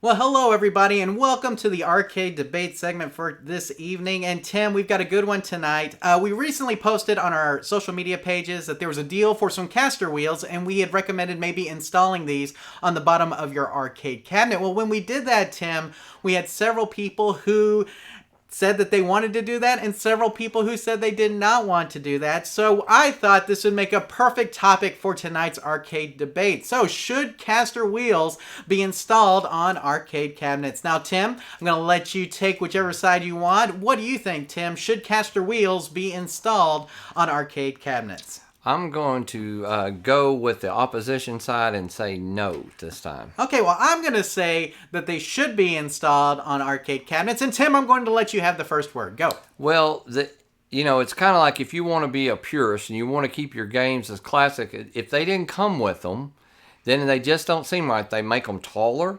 When you're playing, the control panel should be down here and it's a little higher. It just feels weird. And plus, when you're pushing it, like if you lean up against it and the game moves or whatever, to me, it takes away from the classic feel. Well, Tim, here's the deal. You've had back surgery, okay? Yes, you have. I know you have. Another one. And you probably need another one. You know why you had back surgery, Tim? Right. Because you were moving arcade games. And that's what caster wheels are designed to help you do, is move arcade games. If you had all your games on wheels, would you have needed the back surgery? I'm just saying. But anyway, I do feel like there's a benefit to it because it makes them way easier to move. As we all know, arcade games are heavy. Even though they're empty, they're very heavy. The monitor and all the wood, it can be very tough to move. And Tim, you pretty much have to break out a dolly anytime you do it, but that takes a lot of force on your part in order to move it. And so with caster wheels, basically, Tim, all you have to do is lock them in place or unlock them in place, and then you can move the game freely as you need to. Now, I understand your argument about them being a little bit taller, but isn't a little bit taller okay if it means saving your back from a world of pain? I'm just saying. Well, if you are in the arcade moving business, maybe. But most of your games, that Donkey Kong has been over there for 5 years. Now, that Donkey Kong has wheels on the back of it. It does not have full casters, but it does have wheels on the back. And that's what I say. You can put the rear wheels like in the Donkey Kong or some other game cabinets that do make them a little easier. I agree, you're right. If you are going to move your games around a lot, if you're an arcade rental company, right. If you're renting arcade games, to people every weekend. we had a particular friend, and he loved to put these casters on there, and but he really did like to change the looks of his game room up a lot. I could see where it'd come to advantage in that, but to me, it's all about keeping everything just kind of like it was. And newer games have them, so it's not like I'm not accustomed to them. But to modify a classic game, to me, it takes away the feel of the gameplay when it's taller or it wiggles around on you. And let's talk about repair for a second. Can I talk about that? Like, let's say you're working on the front of the game and you need to go to the back of the game. Okay? If you got caster wheels, you just rotate it. Right. Okay? What do you have to do if you don't have that? You just muscle up. You got to and handle dolly it, or you got to force it gotta around. wiggle it. You got to wiggle it. You got to do a lot of work in order to get that game turned around. Tim, the caster wheels make your job super simple. Now, with that said, you need to make sure you get some. If you have the swivel casters, make sure you get the dual locking ones that lock both the wheel and the rotation. That's very important. There are wheels that do both. But Tim, I feel like for a lot of people, it can be a great benefit because, again, moving arcade games is cumbersome, it's difficult, and having caster wheels makes it very easy to push them around with little trouble. Well, having said that, the posts we talked about earlier, they were also on sale. There's Right. also a cost involved. Now, we're not talking about the $2 ones you can pick up at Harbor Freight. If they're Right. going to lock and stuff, they're not that cheap. A good locking caster wheel could cost you $15 to $20. So you're looking at $60 to $80 per cabinet. Now, you got a lot of cabinets. The ones we had on sale were about $15 for a 4-set. Wow. $15 for a 4-set. That's $15 per game. Now, it can get a little expensive, but was Tim, a- who of us hasn't spent money on making all of our locks match on all of our games? This guy right here did it, okay? And so we have all spent money to make all of our games very uniform. Adding caster wheels to all your games not only makes your game room easy to move around if you want to move different games in different places, it also can be very beneficial to you when you sell the game and you need to move it. And so I think in both cases, or repairing games, as we mentioned before. So I do think they can be a great benefit to you. I understand your point about it being a little bit taller, maybe not playing quite as good as the original or whatever, but Tim, 2 inches is not that much. 2 inches is not that much. It's just not that much. And so you're really not dealing with that much of a clearance. And I think for a lot of people who want to move games easily, it's worth it. I'm going to give you the last word. Well, we all know that every guy would like to have an extra couple inches. But having said that, we're not talking about this flash 15-second Amazon sale. Most of them are going to cost you more than that. But you know what? It really is about a preference, and some people like them, some people don't. I would probably highly recommend that you try it, or especially for your bigger games that are really beasts to move. A Nintendo game's not that hard to move, really. Sure, right. But that NFL Blitz over there is kind of tough. So maybe, guys, you would want to do that. What do you guys think? What do you do? Do you put wheels on your games, or how do you do your game moving, or does it just sit on a dolly all the time and you just move it whenever you want to? Anyway, we'll leave it up to the audience. There you go. The debate is over. You decide. Let us know what you guys think. If you guys are watching this on Facebook or Twitter, please leave your message in the comment section or reply back to us. And thanks for joining us tonight for the arcade debate. And hopefully you'll be back next time for our next episode. Okay, Tim, we're over. All right. There you go. How was it? What's the group think? I was thinking it's pretty good. Gotta get out of this box. Okay, here we go. Here. I'm kind of on the fence. To be honest, we do this for fun, right? And sometimes I'll even pick the opposite of the way I believe sometimes, just for the fun of it. Sure. Because Stan really liked them, and Stan was a big fan. And we could, when we were at his house, it was nice. And we were like, "Oh, we need to just move it out and go get behind it," or exactly. It really. But I never did it to mine. It's like I liked the idea, but for some reason I never did it. I don't know why. Yeah. It's like, now, I'm a big one on having my games on casters, not necessarily caster wheels. Okay. I should say that. So, like, having them stand up from the bottom. Like, I don't want my cabinet wood sitting on the bottom of the floor. I want the casters to kind of raise it up a bit. But I'm actually in the camp of not really liking the caster. So I understand that. So. Yeah, and that's why I figured you would kind of be that way, and we kind of took opposite sides. But, another thing that I would say, remember the time his garage flooded? Right. He can move all the games out real quick. He moved games out, and the ones that were off the ground, they didn't all get soaked either. Which is why I like casters as a whole. Maybe not caster wheels, but casters as a whole are good. So, yeah. Let's see. Michael says, I have wheels on all my games. I'm old and tired of bending over. I'll get you there, brother. Let's see. What is the difference between... Okay, let's see. I'm continuing down. No disadvantages at all, Michael says. No disadvantages at all. Mm-hmm. So, yeah, if you have the pedestal feet to keep it from moving, and does help you move it, you see. My back is so sore from buying a couple of pinballs and moving them. Headless Horseman says, now you can put caster wheels on pinballs. I don't know if that works as well. That's a different thing. You gotta get skates. Yeah, exactly. So, let's see. Mine have 2 directional on the back and 2 with brake on front so they don't roll around. And that's not a bad way to do it. To have 2 swivels on the back and 2 regulars on the front or something like that really does help. What if you hurt your back trying to install the casters? That's a different thing. The easiest way that we found to do it is to put it in the back of your pickup truck. And, just put them on real quick. So lean it back over on the back of your pickup and bed. We probably should mention that. That is, Yeah, he's right. It's like the day we're installing them, and then we thought, well, this is easy. We'll just lay it in the truck, and we just kind of did it easily. So it's easy. We have done it before. Right, exactly. So there you go. Okay, I think we covered everything. So if you guys have any more input on that, please let us know. Now, Danny says, what's the difference between old school shooting arcades compared to the new shooting ones? And the old school ones a lot of times use tubes and optical sensors. Yeah, lights. But nowadays we're not using tubes and optical potentiometers sensors. Right? Potentiometers and not only potentiometers, but different things like motion sensing devices inside of the guns to let them know where they are positioned. And so we've done away with the optical sensor of like returning a location to the gun and then knowing where it hit. Optical sensors have pretty much gone out, Tim, and we've gone with infrared and potentiometer-based type solutions instead. Right. So that's the biggest thing. I had Time Crisis 2 on wheels, but had pedestal feet too. Interesting. Okay. So that's very interesting. So I have seen both. Joe just said he ordered his Poke chip from High Score Saves for his Tempest. Okay. So there you go. Perfect. Yeah. So hopefully that Poke chip helps you out a lot. So, okay, Tim, I think we got everything. Okay. Good. So there you go. What's next? Anyway, so let us continue on here, Tim. We got a couple of news stories to cover, and then we will move on to our after show. So the first one we have, newly surfaced arcade documents from the 1970s predict a wild future for video games. And Tim, so both these documents were uploaded anonymously to the Internet Archive, and they're both from the 70s. One's from 1973, one's from 1976, but they were both taken from Frontier Village Amusement Park in California. And one of them is an employee manual, and the other one is an IAAPA convention transcript of all of the panels and things that took place at that convention. Okay. And it's got some really interesting things in it. Yeah, you should go and look at these documents, and they got some really cool things in them. But, Tim, probably the most interesting piece of information is that all Atari executives thought that we'd replace roller coasters with arcade machines.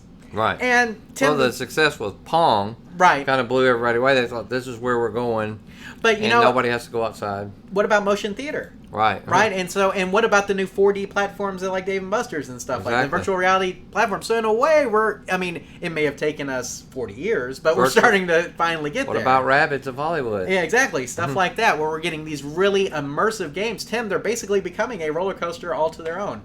The motion theater, Tim, that you used to have at Chuck E. Cheese was a lot of fun. Well, and it really felt like a roller coaster. I still have one that we have Typhoon. Oh, yeah, that's right, the Typhoon, the new one. There's the new one at Gaddy's. So, I mean, it wasn't that, I guess it wasn't that out there, but it's amazing that it's taken us almost 40 years to get there, right? I mean, that's the thing. It's taken us quite a while to get to this point. They saw it way back then, but we're just now getting to a point where we're actually starting to see a payoff of that, really, where we're seeing these kind of immersive, almost theme park ride arcade games. So, and I think we're going to continue to see those. So, okay, let us continue up here. Okay, Tim, Mark, one of our social media guys, he posted this, our moderators on Facebook. This is Flipper very Mechanic, a pinball repair simulation game coming to PC and Steam next year. And Tim, we have the Steam link there.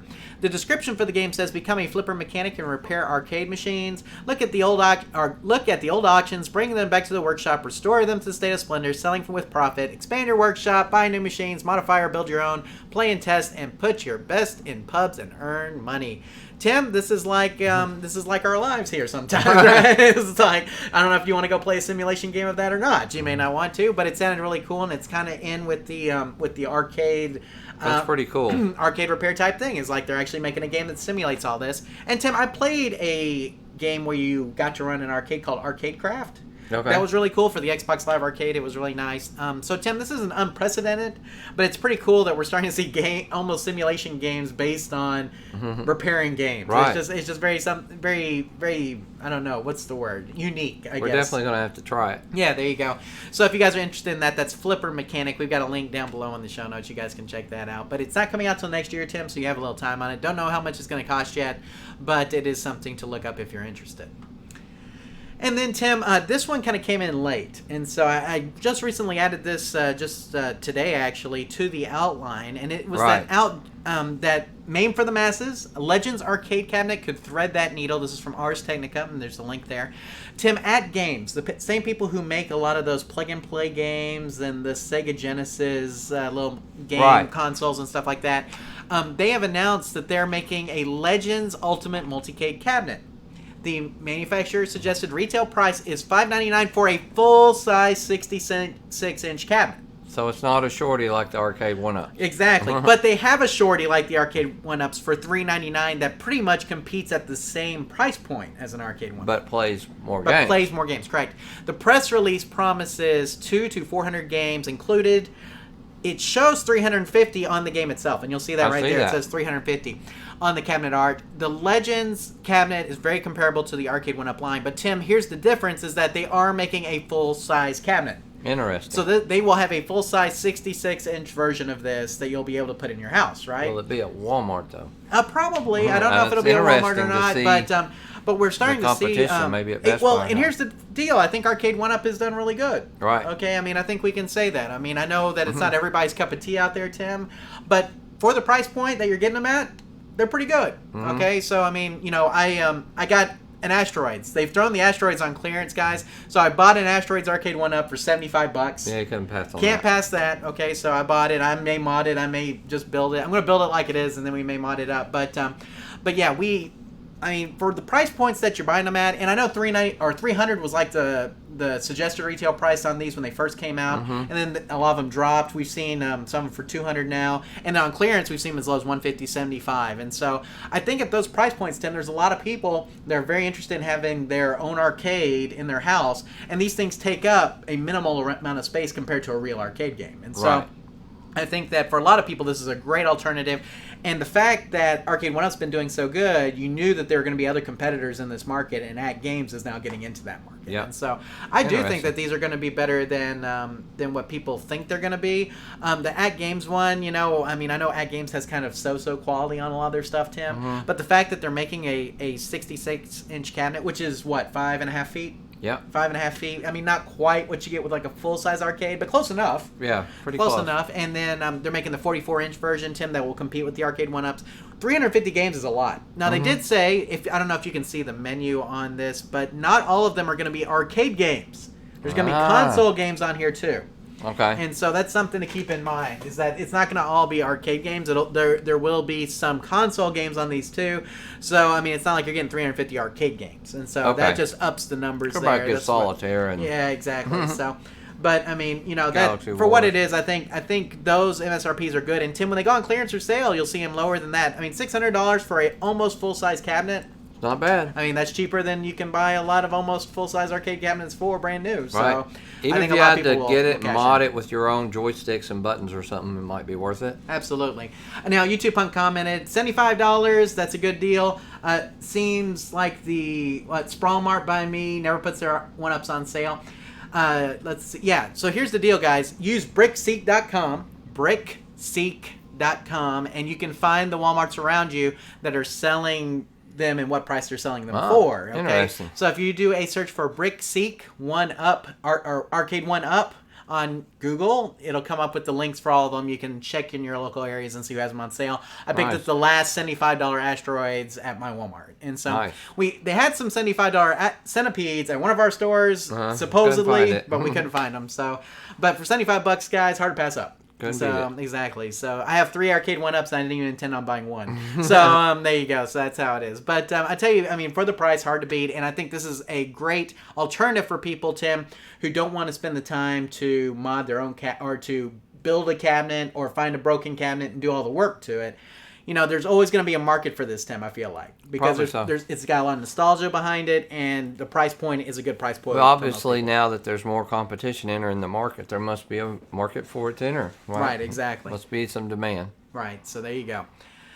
Well, Tim, I think that does it for this episode. So we're about to move on, guys, to the after show. But before we do want to remind you of a couple of things. First, We want your arcade-related videos. If you want some free advertising for your YouTube channel, just like Paul got during the pre-show today, Tim, then send us a video. We're looking for people to submit short videos, 10 minutes or less, about arcade-related topics. Send a link of your video to questions@arcaderepairtips.com, and our staff will review it. If we like it, we'll use it during one of our live show episodes. Make sure that you put a plug-in for your channel so people will know where to find you. We look forward to seeing your submissions. And Tim, obviously, like I said, Paul sent one in and we played it during the pre-show. Yeah. And Tim, I think we're going to do kind of like a movie theater does before a movie and has like little slides and things before the movie starts. Uh-huh. We're going to probably eventually do something like that. We did that today. Okay. On a small scale, but we may eventually do something where we feature people's videos in the pre-show before the show starts. Sounds and so good. if you guys want Thank to you, send in Paul. Exactly. Thank you for that submission, Paul. And if you guys want to send in your videos, please send them to questions@arcaderepairtips.com. We'll review them. And then if we like them, we'll put them up during the live show. And then, Tim, let us go ahead and remind people what we said at the beginning of the show, that the July live show will not be on July 4th because of the Independence Day holiday. That's the first Thursday of next month. We will be rescheduling that, so stay tuned to our social media feeds for updates on when the next live show will take place. And, Tim, like I said, the first Thursday night of almost every month. So, like I said, stay tuned to our social media accounts to see when the next live show will occur. We're going to do it in July. It may be a couple days before, a day before Independence Day. It may be the week after or a day after. I don't know. Me and Tim have to work all that scheduling stuff out, but we will figure it out and hopefully let you guys know so you guys can join us for that. Well, Tim, let's see what else we got here. Oh, we have our contact information. Let's go ahead and put this up here. Okay, we have our general email, questions@arcaderepairtips.com, questions@arcaderepairtips.com. If you put live show in the subject, you will get it mentioned here on the show, or we'll try to answer it whenever we get it otherwise. We also have our YouTube page, which you guys are on right now. And Tim, if you're not a subscriber, subscribe. Right. Hit that nice big red subscribe button over there. Subscribe to us. You know you want to. We got great content here. We got a new video coming this month. Right. Booyah. So You'll there we get go. to know. Exactly. So you'll know when it comes out. exactly when it comes out. But make sure you subscribe at youtube.arcaderepairtips.com, youtube.arcaderepairtips.com. And Tim, comments from the last live show will be covered on the next episode. Tim, we actually covered some of those today from the last episode. So Right. we do cover those as you guys leave them on the last live show episode. And then, Tim, we mentioned our podcast email, podcast@arcaderepairtips.com. Tim, that goes to Eric and Rusty. I don't know if they've been checking it very often because, like I said, they've been very, very, very busy. But if they are, when they do, they will see your email if you send it there. Tim, I think everybody should send them an email and tell them how much they miss them. Yes. So podcast@arcaderepairtips.com. Send those guys an email and tell them to start doing the podcast again. That way they will be encouraged to do it. I know they're busy. Hopefully they'll get back to it at some point. But Tim, until they get back, you will hear the live show audio on those podcast feeds. So again, guys, our iTunes page at itunes.arcaderepairtips.com and stitcher.arcaderepairtips.com. Leave your reviews there as well. Subscribe there. Listen for it. It's all that good stuff and great stuff, guys, to be found there. You can find all of our old episodes, including that one where we interviewed all of the founders of the Game Preserve and what they thought about opening their own arcade. Good idea. It's there too.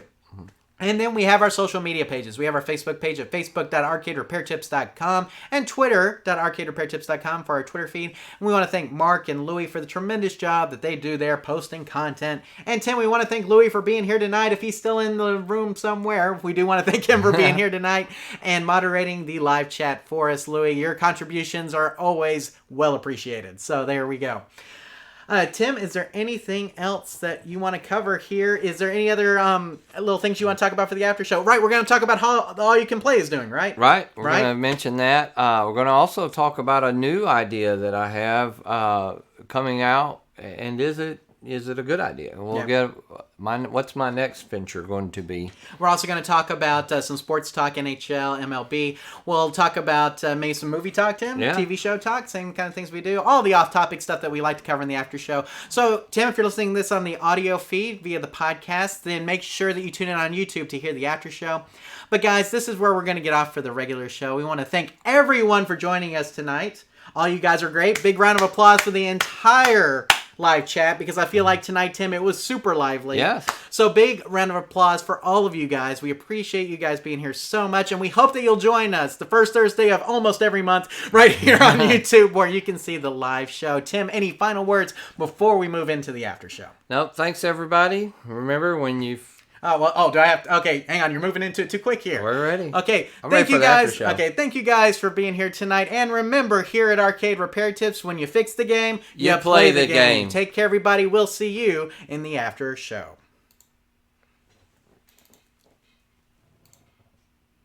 Okay.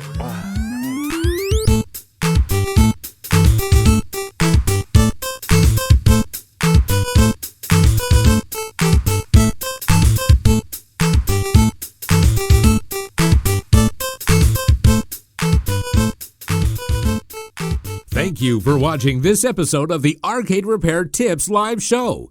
All of our past episodes are available on our website at arcaderepairtips.com or on our YouTube page. This show is intended for entertainment and educational purposes only. Please consult a professional before attempting to repair any coin-operated machines yourself. The preceding program is a Varcade Entertainment production.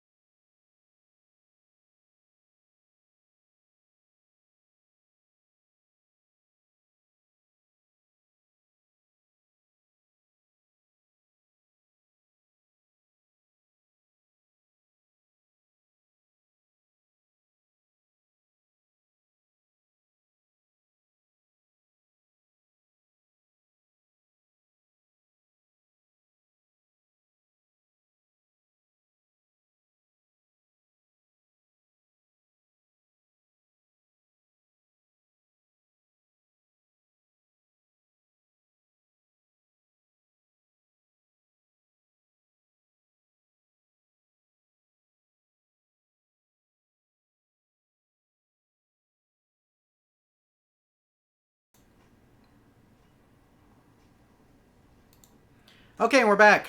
Are we unmuted? Yeah, we're good. It's funny. YouTube Punk says, "I bet he mutes the mic this time." I did mute the mic this time. Remember man. that. Almost didn't. So I told you were okay, and then I said, now you're okay. You probably got that for those of you guys who are listening. Yeah, I was up talking about how my butt hurt. Nobody heard that. There you go. I'm sitting in this chair. So thanks for being here for the after show, guys. Now, again, we do take arcade-related topics during the after show, Tim, but we Right. also take non-arcade-related topics in the after show. And so we've got a lot of things to cover tonight that we have on our personal outline. But if there's anything that you guys want to talk about, nothing is off limits. Right. For the most part. So we'll talk about that here in a bit.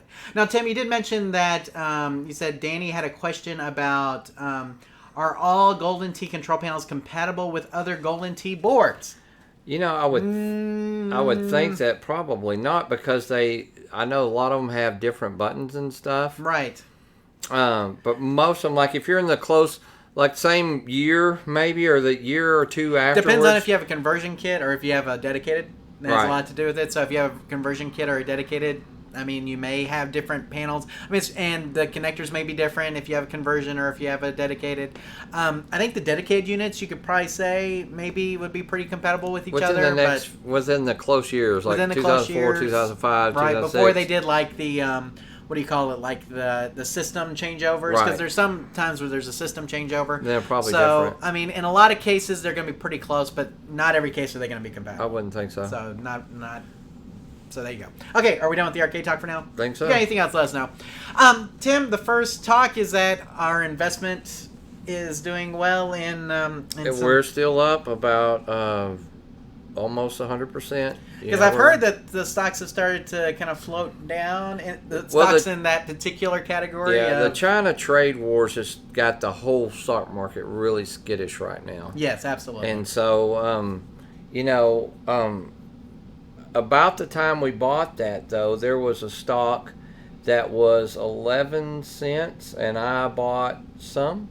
About 100 shares, and I think I sold when it went to, now get this, it went to almost 50 cents. Oh my goodness. Okay, which is a pretty good profit. Yeah, absolutely. That same stock went to $11 the other day. Wow. At about the same time I bought that. Whoa, so you made money, but you could have made a lot of money. I could have made a lot of money. So, you ever, kind of the old Kenny Rogers, you got to know when to hold them, know when to fold them. That's right. I have not quite got that part down. I either sell too soon or I hold it too long.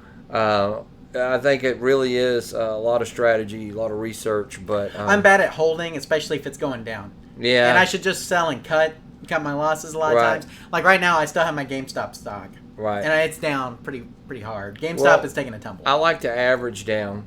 Yeah. Let's say a stock is $1, it falls to 90 cents. You buy more. I buy more at 90 cents, cutting my average to 95. So either one, I only lose 5 cents per share.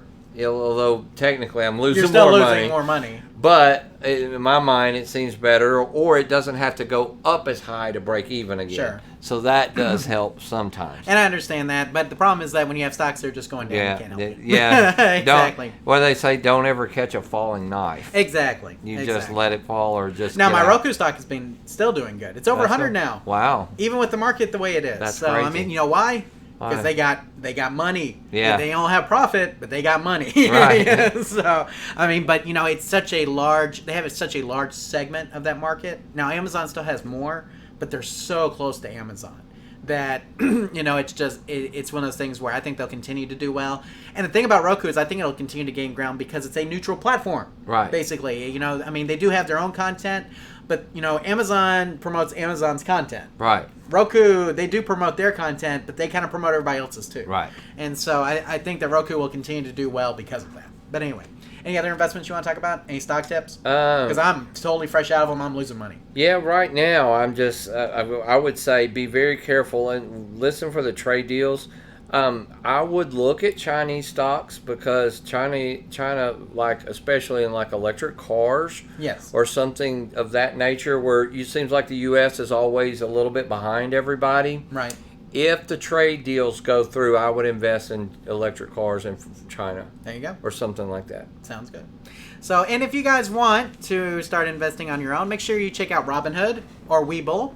We do have our Robinhood links below, though. You know, somebody must have done that because one day I got a free stock. Oh, look at that. And I was like, why did I get a free stock? I don't remember it. I said, you want to tell somebody thank you? Yeah, I don't remember who it was because I just, it was just like, pick your stock. And I was like, why did I get a free stock? And I thought, oh, somebody must have signed up. So thank you. I hope that you got something. Let me remember. Hopefully you got Facebook or something good. Yeah, something good. I think I got Zynga again. But Zynga again? Zynga went up hit a little bit. 52-week high today. Yes. So I cashed out a little bit before, but it actually went up. What was it? Zynga's doing good. Yes, they are. They're doing very good right now. So, Tim, you remember Chris Granner, who worked on the music? Yes. He works at Zynga. You wow, may not know that, doing some of the that. music stuff now. So that is cool. He did the music for a lot of pinball machines. I'm friends with Chris on Facebook, Tim, and I see that he's always saying they've got job openings at Zynga because he does some of the work for some of their stuff. I always think about him doing Johnny Nero Action Hero. Yeah, or Wizard of Oz, right? Yeah, exactly. There you go. A lot of great stuff. So Chris Granner, though, is one of the guys who works there. So Tim, Zynga is a very good company, makes some good social games. Yes. And so, they were struggling for a while there, but it seems like they're coming back. So good for Okay. them. So any other stock recommendations besides electric cars in No, China? just be real careful right now. The market is really volatile right now. I would hold, buy long-term mutuals and hold. There you go. Sounds good. Okay, Tim, we have a couple things here. Tim, this goes. We're about to cover Mr. Gaddy's, so Okay. this is a good transition. This is from Jason. How do you stop yourself from eating pizza all day long at Gaddy's? I taste test all night or all day long. So there you go. Well, you know, right before I went to Gaddy's, my phone did an update. And on that update, it gave me a free health analysis. And basically, if you keep your phone in your pocket, it'll tell you how many steps you walk. Sure. Much like a Fitbit, right? Okay, so you guys tell me, I went from basically walking 600, 700, 800 steps a day to I probably average somewhere between 16,000 and 24,000 steps a day. Golly. Yeah. That's a lot of difference. So I have actually lost, I just recently gained a little bit of weight back. I did lose 30 pounds. Wow, just walking. Just walking, because our restaurant is really big, and my office is in the center. I got to go all the way around to the game room, then I go all the way back around to the buffet side. So I am constantly doing this. I've lost more weight. Now the second part of it is, it's weird when it's a buffet, because you're right. The time I'm hungry and I want to eat, I look out there and maybe there's not as much pizza, and I feel like if I go eat something, somebody's going to come in and they're not going to have something to eat. So I feel like, oh, I don't want to eat. You feel like you're eating other people's stuff. It's weird. They paid, you didn't. Right. They paid, I didn't. So although I can eat for free, and we allow all of our employees to, but you would think that, yes, so you also kind of, there's certain pizzas that I like, but I tried it. We have pasta, salad, so you get kind of tired of the same food every day. I don't care where you work, so I mix it up. I try different things. Told you we had a new pizza that I really like. I think it's the best pizza I've ever had, and that comes from a lot of pizza eating. You know, that's exactly. I thought I'm going to blow up even bigger, and I have lost weight, but it's because of all the walking that I do. Sure. But it's taking a toll on the rest of my body. Sounds good. Okay, let's see what else we got here. Danny says, I want to know how you feel about having an original cabaret in good condition but doesn't have the original boards, but want to use MAME program to keep the cabinet around, though. So, I mean, look, here's the deal. Cabinet's your cabinet. Right. You can do whatever you own want it. with it. Okay, I'm never going to tell somebody what they can or cannot do with their cabinet. I would never do that because it's yours. Right. Okay, so you have to decide if you're okay with that. Right. Okay, now if you're asking me what my opinion is, keep it original. Okay, Right. that's my opinion. But if you want to MAME it, then do it. Okay, because it's your cabinet. Again, never going to tell you that you can't do something with your cabinet. Right. So, I mean, that's really what it comes down to. We always prefer Tim to keep games original. But we have For the most part, customers that we work on games for, and we give them options, and we go with whatever they want to do.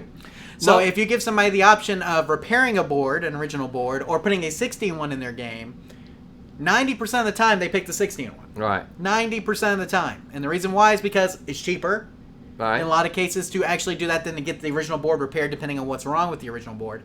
And they get more games. And they're Right. happy about that. And so... And to me, all Whatever you wanna cabarets kind of have a generic look anyway. Most Sure. of them don't have a lot of side art and stuff, so that might come into play for your decision. But we're always going to take the side of keeping it original if possible, because somebody would really like to have that, and it's really fun to build your own cabinet. Absolutely. Or to put a cabinet kit together. Sure. That doesn't involve you taking out a classic game. Exactly. So there you go. James says, I bought a Centipede from auction. The board is intermittent. I move the board connector around, and sometimes I get it to work. Any tips on getting it working more reliable? Now, it could be, check the edge connector on your Centipede board, okay, and then check the harness connector. Because those pins inside the harness connector, Tim, over time will come loose, or they'll get pushed back, or they'll have different issues. So make sure your harness connector is in good shape. Make sure your board edge connector is in good shape. Right. Okay, and Tim, we've talked about taking an eraser off of a pencil, cleaning the pins, really good with that. Right. Sometimes you can reflow solder on the pins Uh-huh. to make sure that it's making a good connection on the edge connector, or on the harness connector. There are edge connector rebuild kits that Right. you can get that will help you rebuild that. So those are just some of the things you can do to make sure that you're getting a good connection. But a lot of times, Tim, the problem is in either the edge connector or in the harness itself. And sometimes just a simple reconnect. Right. It just needs a good, fresh connection will help too. Exactly. So it could be a lot of those things, but try some of those. See if they don't help you out there, James. What's Michael saying? So, let's see. Michael. Oh, 99. That's what we're about to get to. The $20 special doing well. Okay, that's what he's saying. So, Okay. YouTube Punk says 30 pounds. Nice. So congratulations. Thank you. Well, I'm back up about 10. There you go. It's 20 now. Let's see. And James says, or play Pokemon Go. You can play Pokemon Go, tons of walking. We got a Pokemon topic here in a bit. Stay tuned. YouTube Punk, what's your new favorite pizza? It's called a Florentine pizza. Florentine? It has no meat. No meat? It has your regular pizza sauce, then spinach, then our smoked provolone cheese, then red onions, tomatoes, more cheese. Put it through the oven and drizzle it with ranch sauce. Sounds really good. It actually, in fact, it didn't really sound good just saying it right then, but when I eat it, I don't know, that combination of pizza sauce and ranch, to me, in that red onion taste is really good. And I'm not a huge spinach fan. Florentine. Now, can you get that at any Mr. Gaddy's, or is that y'all's only? Well, evidently, the reason why we got it was because somebody came in and requested it. And I'm like, I don't know what it is. And he goes, well, it's on your website. I'm like, well, we don't own Gaddy's website. Right. We're a franchise location. I went to their website, looked at it, saw the ingredients, and made one. And right, because you have the ingredients, right? Yeah. So the guy came, that happened about a week ago. He was, right before I came over here, he came in. That was his third time to come in and eat that pizza. This week. Who eats So, pizza 3 times a week? This guy and his whole family, evidently. Golly. Him, his wife, and 2 kids. Man. They had a good time. Either that or it's just that good, right? So that's what, I guess I just like, instead of just your typical pepperoni or cheese, I do like to experiment a little bit. And I've also been experimenting a lot with our dessert pizzas.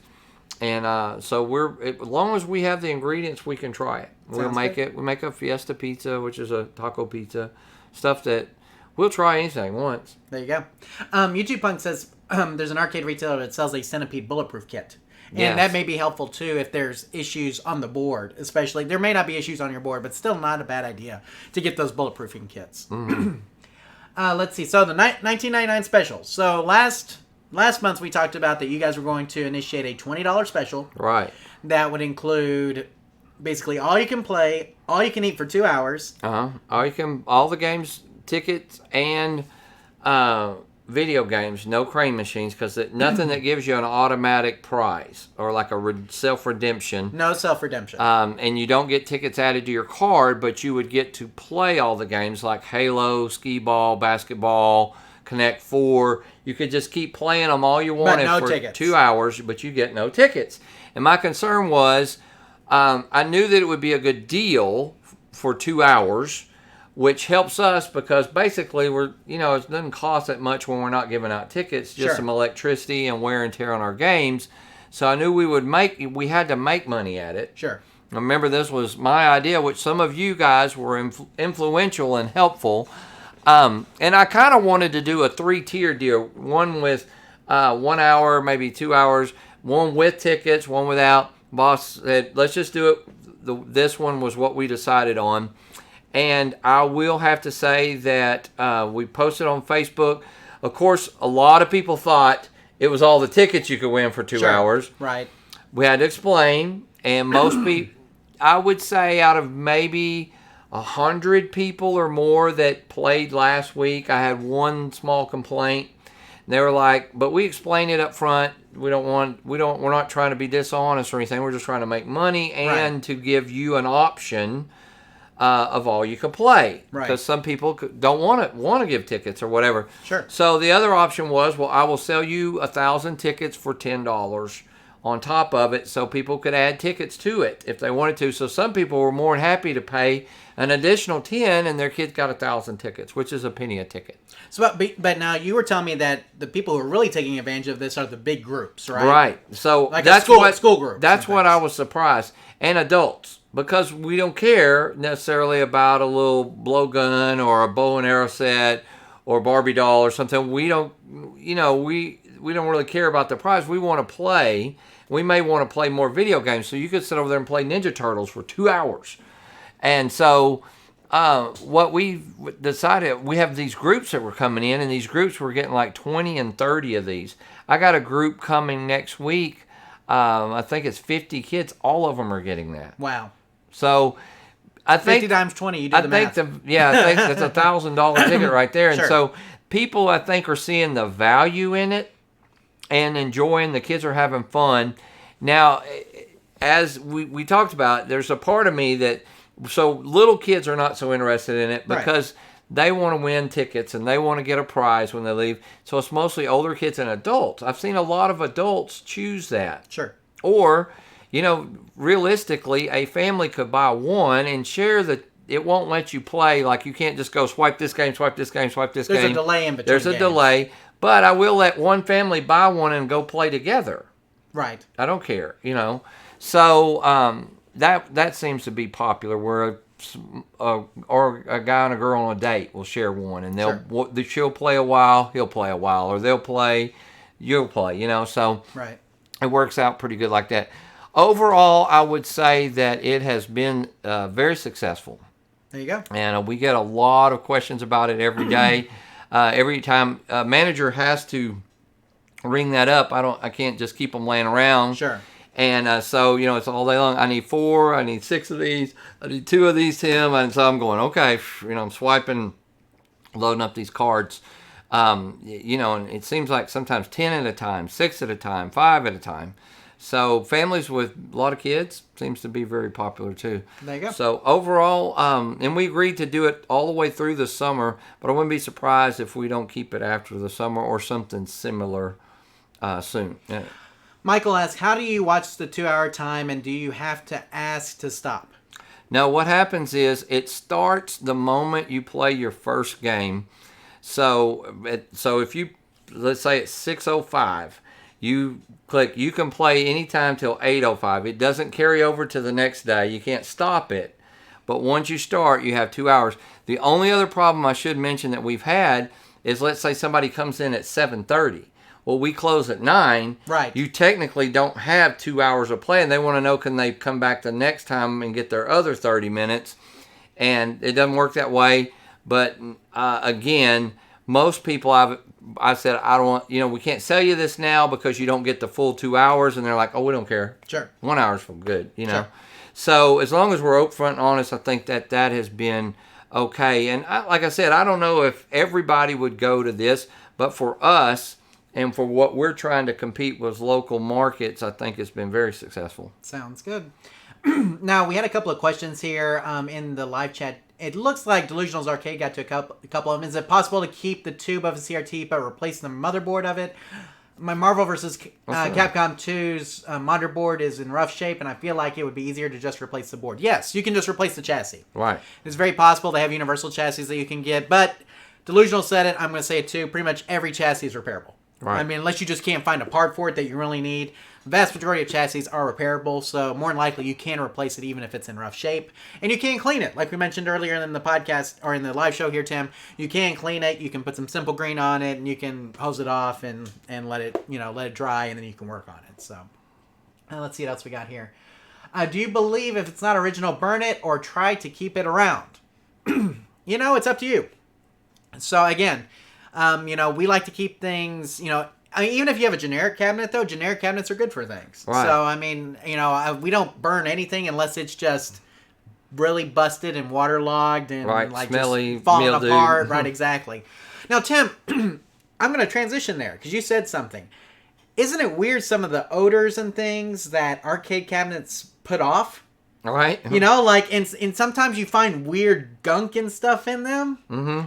Well, I found a post about something I thought was very interesting. I'm going to throw this up here. Okay. A man who restored a classic synthesizer goes on a 9-hour acid trip after accidentally touching an LSD-covered knob. Okay. So this guy, Curtis, was trying to fix and restore a Decola Model 100 synthesizer, okay?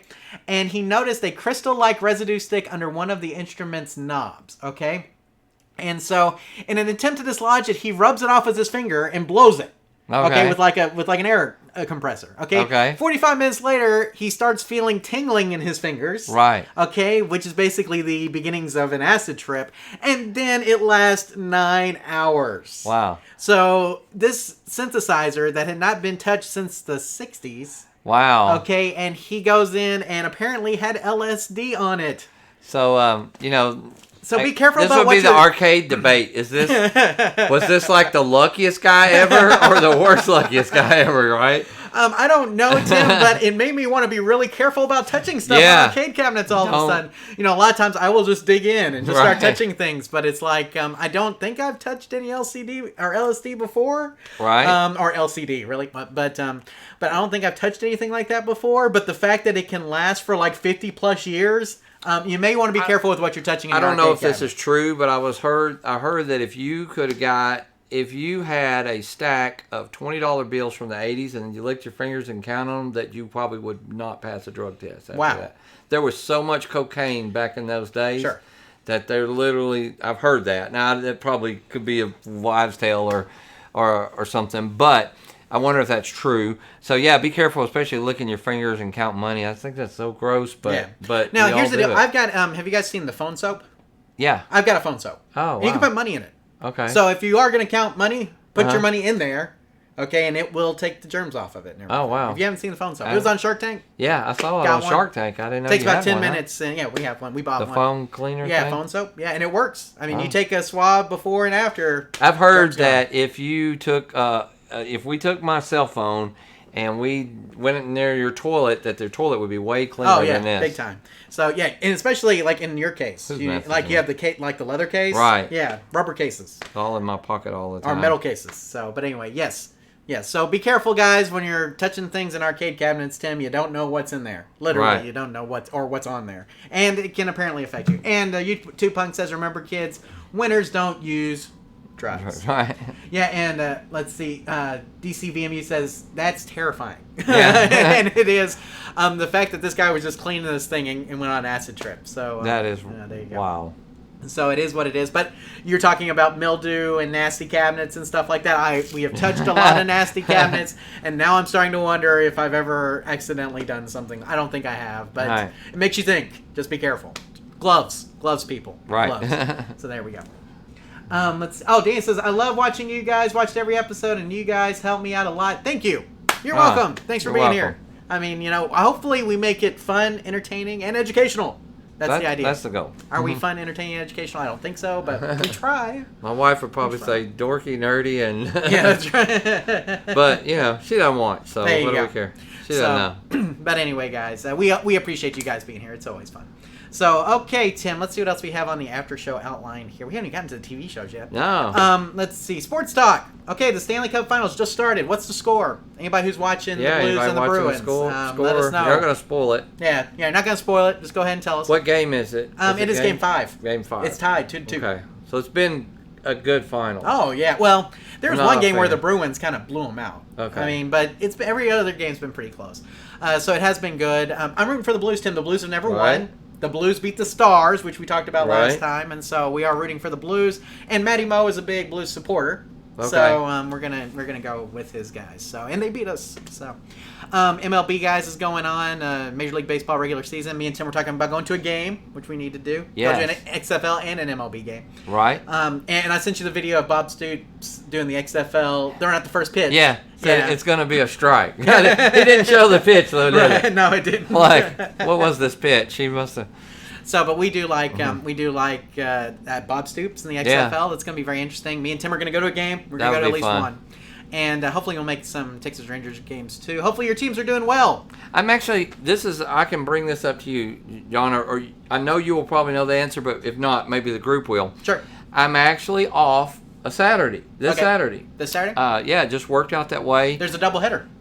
That's what I want to know. Okay. So if I pay for the first game, I have to pay two you have prices? to pay for both. Because the first game's a rain-out. So that means anybody who bought ticket to that game can go to that game. What if I show up in the middle of the first game? They clear you out after the first game, and you have to run back in. That's okay, right. I wondered how that was going to work. Yeah, so they will run you out. So buy tickets to both games if you want to go to both. Okay. But if you're going to go to one, you should go to the night game, because that's where we're going to retire Adrian Beltre's number. Okay. Okay, and so I'm but here's the actually deal: thinking the about tickets going. for the tickets for the night game are probably gonna be more expensive. Okay, for two because of reasons: that. because it's a night game, the retirement, and day games are usually cheaper anyway because it's hot, and it's Yeah. supposed to be a heat index of 110 on Saturday. Wow. Just to let you know, so something to think about, guys. 110 gonna around be- here, that is a cold front. Yeah. It'll be I may 130 watching a heat Netflix index. at There you home. go. So, but you should go. You should go. And Danny says, "Go Colts." So there you go. Delusional says these guys are great. Thank you, All right. Delusional. That means a lot to us. Just to me, maybe not Tim, but it means a lot to me. Wait, you can't say from a lot he's delusional. Oh, that's true. Who knows? But anyway, no. Obviously, we thank you guys for all the great compliments, and we're Thank glad you're y'all. always here. So when you're here all the time, it makes It us amazes feel me good. how many people stick around for the after show because we talk about totally nonsensical, crazy stuff or just our lives. This is like ADD and squirrel and, back and forth. and people pick up. It picks up. We Right. got more people now than we had earlier. I don't. Maybe it's our time zone or something. Maybe people are starting to watch. Like I said, 7 o'clock. This is prime time. We have crossed into prime time. Right, exactly. So but So, is it okay if I go into? I said I had another Gaddy's idea coming up. oh that's yeah, we fixing can, to come okay. in. We're gonna squirrel. Segue in. Yeah, into we'll go it. back to the Getty's idea. Sorry. We are in the we are in the process of buying a food truck. Food truck. We're getting a trailer that you pull behind, and So it's not a food truck; it's a food trailer. It's a food trailer. It's all set up, and you can go and stop it. Well, our goal is, instead of trying to expand 2 or 3 different stores, Like actually having physical locations. we go to, say, Longview every Monday, and we sell pizzas Go to there. a local city a local city, which would be within nearby. like an hour. Yeah, and so we go and we set up maybe one that we're testing the waters. Should we build one here? See how popular it is. We do some advertising. We'll be at the corner of 5th and Vine on this day. And also, it's an advertisement. When it's not being used, it's going to be parked up front where people can see where Gaddy's is. You mentioned, are we going to put an arcade game in it? And I thought, why not? Yeah. Why shouldn't You we? need the full experience. I of think Mr. I Getty's. think we could come up with a screen on the side and let kids play while you're have a little picnic table out there or Yeah, something. we can do something. My mind is thinking there. So anyway, where we can take a food truck to all these little towns and set up and sell pizzas by the slice and by the pizza. There you go. And hot and fresh. Also allows us to do things like go to schools. Sure. And, for right now, Businesses. to deliver 50 or 100 pizzas, how about we come and we're going to cook them right there? Right. And your employees on their break can all come out and grab 2 slices or a pizza or whatever. Or football game. We just go to the football game, we set up, we tailgate, and we start selling pizzas. I think it's going to be it's going to be something different, and I will have a lot of involvement in that. So Well, we'll I think figure it's out cool. the arcade game thing. We'll figure out something to make it really cool. So that's what I really would like some ideas. The video game thing. Yeah, so how can we incorporate that? We'll figure out something. Maybe something just for free, or a video even of the games that we have, Yeah. and show them playing. Play a version right here of Ninja Turtles, or come play the live game, the big Sure. game. Yeah. I Something think so. like that. Sounds good. Danny said, what time is it here? 5:30. Or no, 5:30 is when we start. It's 7:30 7:35 p.m. We are Central Time Zone. Yeah. YouTube Punk says, need to go with Ninja Turtles theme on that trailer. There we There you go. go. Pizza. Something like that I think would be really cool, Tim. We could rig up. I mean, if you got you could take an LCD and like a multicade board or something like that. Of course, not a Yeah. multicade board, for legal reasons. Probably like, but a single arcade game board of some sort, or a licensed multicade. Well, we board. have the game. Maybe we could talk them into selling us an extra board just Right. to wire up and play. Yeah, it could be Maybe. something like that. Yeah, definitely. So yeah, YouTube Punk 7:35 here in Texas. That's correct. Right. So yeah, but I think we could rig up something like that. I think the food truck idea is a great idea because I think it is a way that you can reach more people and sell more product. I think it'll be very busy on that truck. But does it have one pizza oven on it? Is that what it has? Yeah, but it's an oven like we have. It's not a pizza quite oven- as big. oven? Yeah, the conveyor. Yeah, conveyor like us. style. It's one layer. Ours is a double stack. It's about the size of your pool table. So you can imagine that you can literally cook. Say You could crank a lot of pizzas out. Oh yeah, you could do 100 probably in an hour or Yeah. so. So if you had enough people there to work and Sure, cut and right. do it, we figure take about 3 people to run off propane. Nice. So we'll see how it goes. We'll have a generator, but it will be the same ingredients, same pizza. We'll do it at the store, pack it full of pizza dough, pizza sauce, all that stuff, and then they will actually make it there. So you also get the hottest, freshest pizza. Now, do you guys sell pizza by the slice now? No. So you'll have to figure out pricing on that. Yeah, what we're thinking is something like just a pizza pack, two slices and a drink for $5 or something. Yeah, I think that's fair. So I mean, it's a little. I think it's a little pricey, but you expect it to be out of a food truck because Right. they come to you. Well, yeah, exactly. We're coming to you. We're going to give you 2 big slices and a drink for $5. Also, you go to concerts, events, whatever. I think it's worth it. Yeah. So food truck and trailer is a good idea. Good marketing. Agreed. Yep. You're constant marketing. Thought about starting a concession stand with arcades around. What do you think? Could do that too. Concession stand, arcade games. I could see that. We have a couple of concession stand style restaurants around here, like the Stand and places like that. We could have arcade games too. I guess in those little places. They're usually tight. Right. That's the only problem. So, yeah, I think we could cram in. I mean, you'll have to see how big your trailer is, but I'm sure we could figure out something with an arcade. Oh yeah. So we got to come up with. We're good at that kind of stuff. Anyway. Eric says, what would be the best replacement joysticks for my Smash TV arcade cab? I'm trying to restore 2 of these. So Smash TV, you need a good 8-way joystick, I believe. Okay. Okay. Does it only do 8-way or does it do more? I don't think it's 49.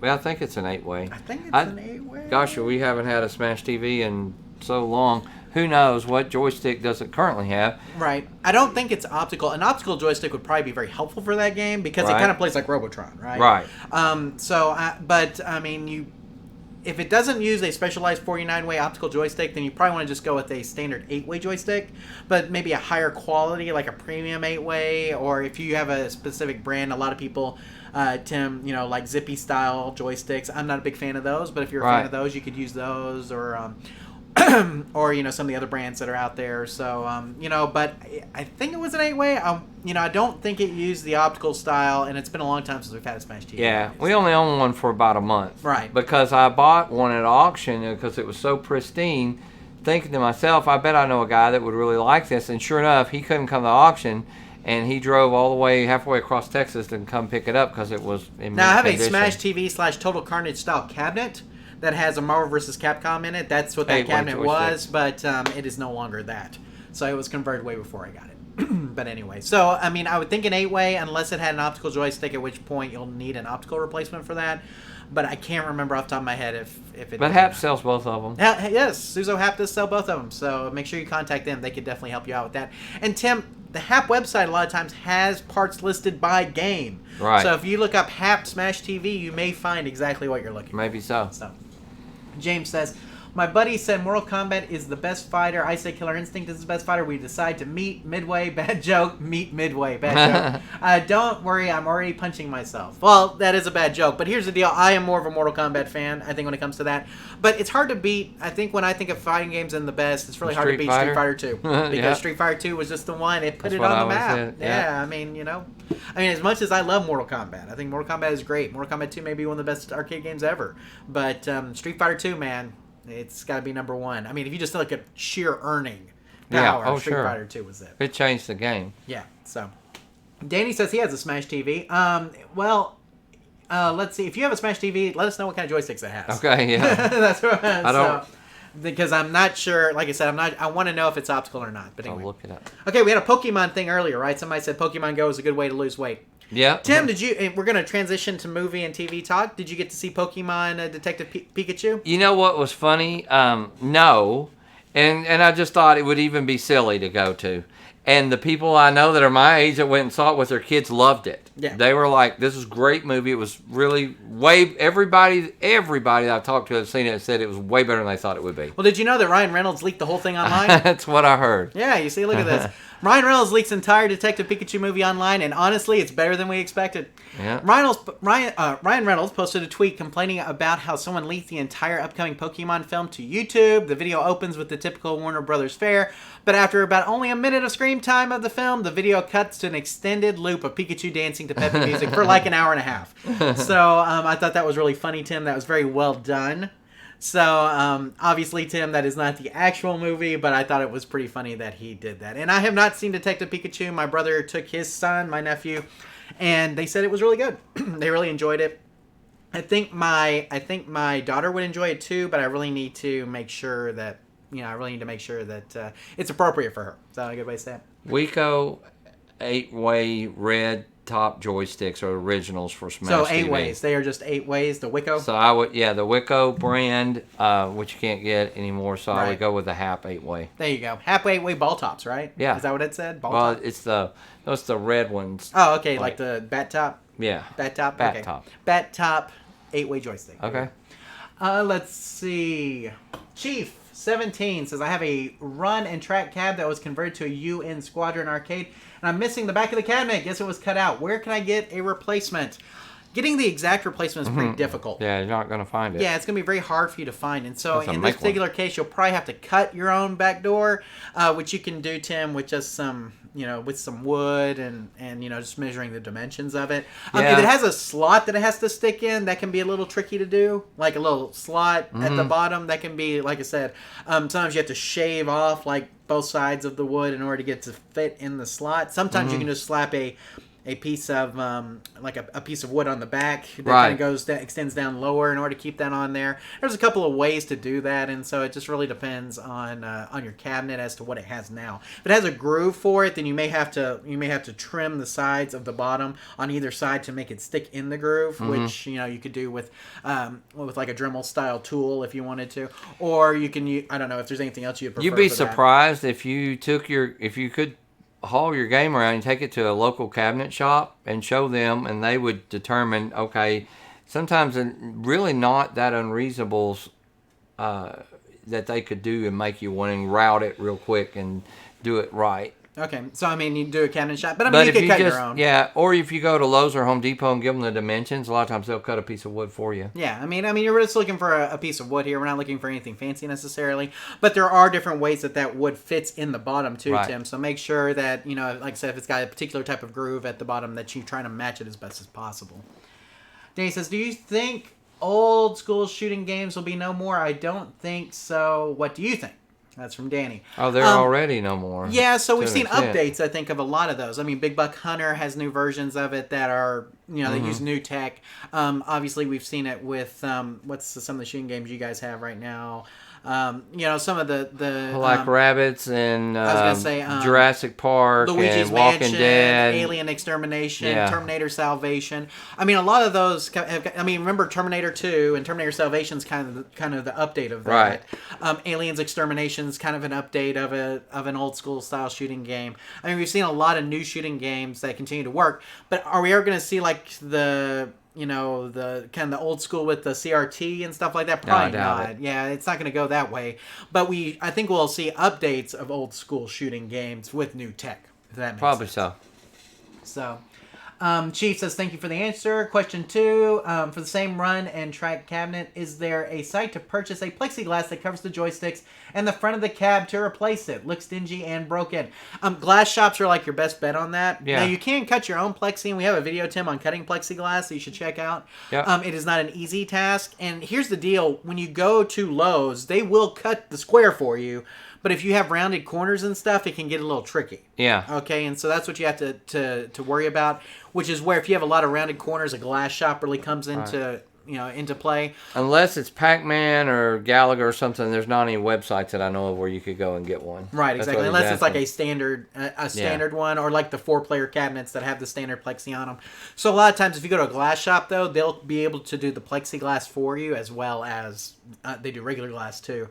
But they'll do plexiglass there as well. You can cut it, but it's really it's easy to cut right angled corners. Right. Really hard to cut curves. Curves, yeah. Right, exactly. Because, right angled corners you can do with a scoring tool or with a heat tool. Mm-hmm. But doing the curve around those, you've really got to just go over it like a zillion times until you get it scored just right. So, mm-hmm. It can be quite a process if you want to do plexiglass like that. So. Luis says hello from Brazil. Another Brazil person. A lot of Brazil people here tonight. Awesome. Love having international people. It's awesome. So my Portuguese is no good. So sorry guys in Brazil. But we are glad you're here, and hopefully you'll continue to watch as we continue on, Tim. And I think it's time for some movies and some TV shows. So Tim, tell us what you've been watching. Well, I went to the movies the other night, which I haven't had a chance to do, and I saw The Intruder. My wife wanted to go, didn't really know much about it. A little bit I saw a preview, kind of, okay, well, what are we watching? Has Dennis Quaid as a bad guy. Have you seen the previews to this? I did not even know what this was when you told me about it. Okay. So What it is Dennis Quaid is his age, an older guy who is selling his house. It's a really nice house in California. It's about $3.5 million. Really old school house, vines on the outside, beautiful landscaped yard. And he says his wife had died and he can't live in this big house, so he wants to sell it to this young couple who are wanting to move in. They agree on a price and all this, and they start moving in. Next day they look out and he's out mowing the grass. And he's like, well, I just couldn't leave with the grass a little high, and I just, okay, well, thank you for mowing the grass. All right, bye. And this guy keeps coming back. He keeps showing up and doing repairs on the house, and then he just gets really creepy, and so kind of goes on from there. In other words, he won't leave or let go. Which is why it's the intruder. Right, that's why he is the intruder. In fact, he just shows up at the weirdest times. And, at first they're trying to be nice, invite him to Thanksgiving because he doesn't have a family anymore. Sure. And so, anyway, that is the intruder. And I would say it's set on the edge of your seat. There's a lot of those moments where stuff jumps out at you or scares you. And I'm just not seeing Dennis Quaid as a bad guy. Yeah, he doesn't play that part very often. No, and he really plays this. He nails this part. He really makes you. So, are you going to remember this movie a month from now? Oh yeah. Okay. Oh yeah. I'll remember every part of it. I always that's like my go-to for a movie. It's It's a good like question. yeah, exactly. Yeah. Will you remember watching this? Like next live show, if we come back here and I say, what did you say you watched at the movie theater I can last tell month? You can tell me. Okay. So outside of that, I've just been watching. You know how you'll get on one show, watching something. So I started watching. And it seems like it's almost like if it's a Netflix original, they're almost always good. I'm like, I'll just go, what's the new one? Sure. So they're always advertising for them. So the first one I watched was What If? Okay. Again, it was Renee Zellweger playing a bad person or the evil villain character in this. Right. And you're not used to seeing her. She's just kind of like squinty and really quirky, and you don't see her playing this mean-spirited person. Basically is a twist on a 90s show you might remember called Indecent Proposal. Oh, yes. And that's basically what she makes an indecent proposal, except for it's $80 million, not $1 million. Well, so everybody think about that one, And so, but then you realize that there's a whole lot more to it. How you watched some of it, right? I watched like half of the first episode and fell asleep. Okay, so it was okay. It really takes 4 or 5 episodes so you really know what her motives are or what's going on. So I finished it, and it kind of ended kind of weird. But so then I was reluctant to. Well, do I want to watch the next one? Because that one was okay. But I watched Dead to Me, and let me tell you, Dead to Me is one of the best things I've watched in a long time. And this is the one with Christina Applegate. Right? Christina Applegate. Netflix. Again, it's kind of that how they take a character, and she plays this part of a widow. And I don't want to get you'll learn this in the pilot. I don't want to give away too much. Shut your ears if you don't want to hear. Basically, our husband is killed in a car wreck. The person who runs over him on accident feels it's so bad she befriends her, but she doesn't know she's the person who killed her. Gotcha. Okay, so that's the whole twist. I just told you the whole show, but you'll have to figure all the in betweens are what make it a good show. She basically feels bad and tries to make it up to her, but she does not. She also is trying to find out, well, who killed my husband? Why won't the police do anything? Is it hit and run and all this stuff? And so. Man, she plays that part tremendously good. It's funny. It's got a little drama. It's a little scary in parts. It just has everything I like in a show. So those are what I've been watching. What about you? So I saw Dead to Me, and I want to see it too. I do like Christina Applegate. I tried What If, like I mentioned, didn't work out for me. Yeah. I saw Isn't It Romantic? Okay. Which is a riff. It's a Netflix movie that came out in the movie theater. That's the one with Amy in it. Okay. Yes, they call her Fat Amy, right? I say that. But yes, the girl from right. Pitch It's a Perfect. spoof of of romantic comedies. Right. And it's done very well. And it's very entertaining. And if you're looking for something to watch with your wife, it's perfect. Good. So, yeah. And the ending, is kind of a twist on romantic comedy, too. Okay. She kind of figures out, I'm not going to spoil it, but she kind of figures out things. So, Isn't It Romantic? It's probably going to show up on Netflix because it was produced by Netflix, but it was a theater release. I will say this. So, if you like twist, you can watch Dead to Me and watch the last episode. If you can watch the last 3 episodes and don't do that in a row, you're fantastic, because they all cliffhang. And them last 3, if you don't have time, then you're going to stay up late and be sleepy the next day at work, because that last episode is a twist. Okay. Okay, anyway, continuing. So, yes, Isn't It Romantic? That's the only movie I watched. I want to see, there's a lot of movies I want to see that haven't come out yet. I wanted to see Shazam. I didn't get to see that. I didn't either, and I really am disappointed. And I don't think it's out on digital yet, but that's like something I've got on my list. So, I was trying to think of something else I've got on my list that I wanted to watch. I had a couple of things. Oh, the Fighting with My Family, the wrestling movie. I was curious about that one with Dwayne The Rock Johnson. Yeah. That is on digital demand. I just need to get it. I just haven't. But there's a couple I want to see. Haven't gotten around to them though. But you reminded me of something that I've been watching. I'm watching some documentaries on Vice, or if I have Philo, so it's Viceland. But they have one called Dark Side of the Ring. That's a pro wrestling documentary. It's got about 6 episodes right now. It goes into Bruno Sammartino is one of them. And who's the wrestling family from Texas that was so big? Von Erichs. Goes into the Von Erich story, which is very interesting. There's a lot of different episodes. You should watch that if you like documentaries on pro wrestling. It's really good. I also saw a documentary on LuLaRoe with my wife. Do you know what LuLaRoe is? No. It was a suburban fashion brand that is set up like a pyramid scheme. Okay. So your wife probably has friends who sold LuLaRoe. Oh. But it's kind of the story about how all these women got gypped selling it. Okay. And it was on Vice as well. And watched that with my wife. I thought it was very interesting, though. Because, I am fascinated by pyramid schemes as a whole. Okay. Like multi-level marketing. Right. Even though I've never been involved in one, I'm just interested in the people who participate in them and how they work. I was on a job one time of about 200 people. And I'm not saying they're illegal. They're not all MLMs are illegal. Okay.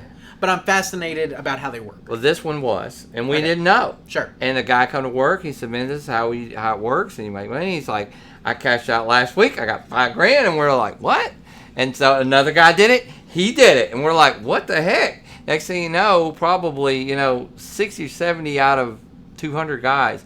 Some guys were like, "Don't do it. You're gonna get screwed." It was really, and I was young. I was like, "Wow, sounds good to me." It makes sense. It makes sense when you hear it. The speech, you're like... Well, I've got a lot of friends who participate in MLMs, like Advocare is an MLM, and LuLaRoe is an MLM, and I was trying to think, Unique is an MLM. I've got a lot of my friends that are women. They do some of these. And look, not all MLMs are illegal. Right. Okay, some of them are very legitimate. Because you get something for it. Right, exactly. It's not like we were just trying to cash in, Right. Just so nothing. But I find the systems fascinating, and so the LuLaRoe documentary on Vice is very interesting. It's on their YouTube channel, so you can actually watch it here. The other thing that I've seen some documentaries on recently, and just little clips on, is televangelist and prosperity gospel, and so that's just very, very interesting to me. I don't know. The interesting thing is that how these people take advantage of poor people. Right. It's just and are ridiculous. still around and after still doing all these years. And one of the biggest guys is here in Texas, Kenneth Copeland. Right. He's been doing it for years, and just the way that these guys get away with it, it makes me angry and mad to watch it. And it's like, I want to shout it from the rooftops, do not give these people your money, but they don't listen. It's like there's a dopamine style feeling when they give money to these people. That's what happens, and so they just keep doing it, even though it doesn't. They can't deliver what they promise. That's what it comes down to. Right. So anyway, so I did watch a lot of little clips and documentaries on televangelist and how. I watched one on Rotten. Have you seen Rotten? I've seen it, like the thing on Netflix or whatever. Way better than I thought. It's about our food and how Yes. Garlic, like who grows garlic? Well, 90% of it's grown in China. And so if you're an American trying to compete, it'll make you really think Another show that I started watching, John, I never have watched it.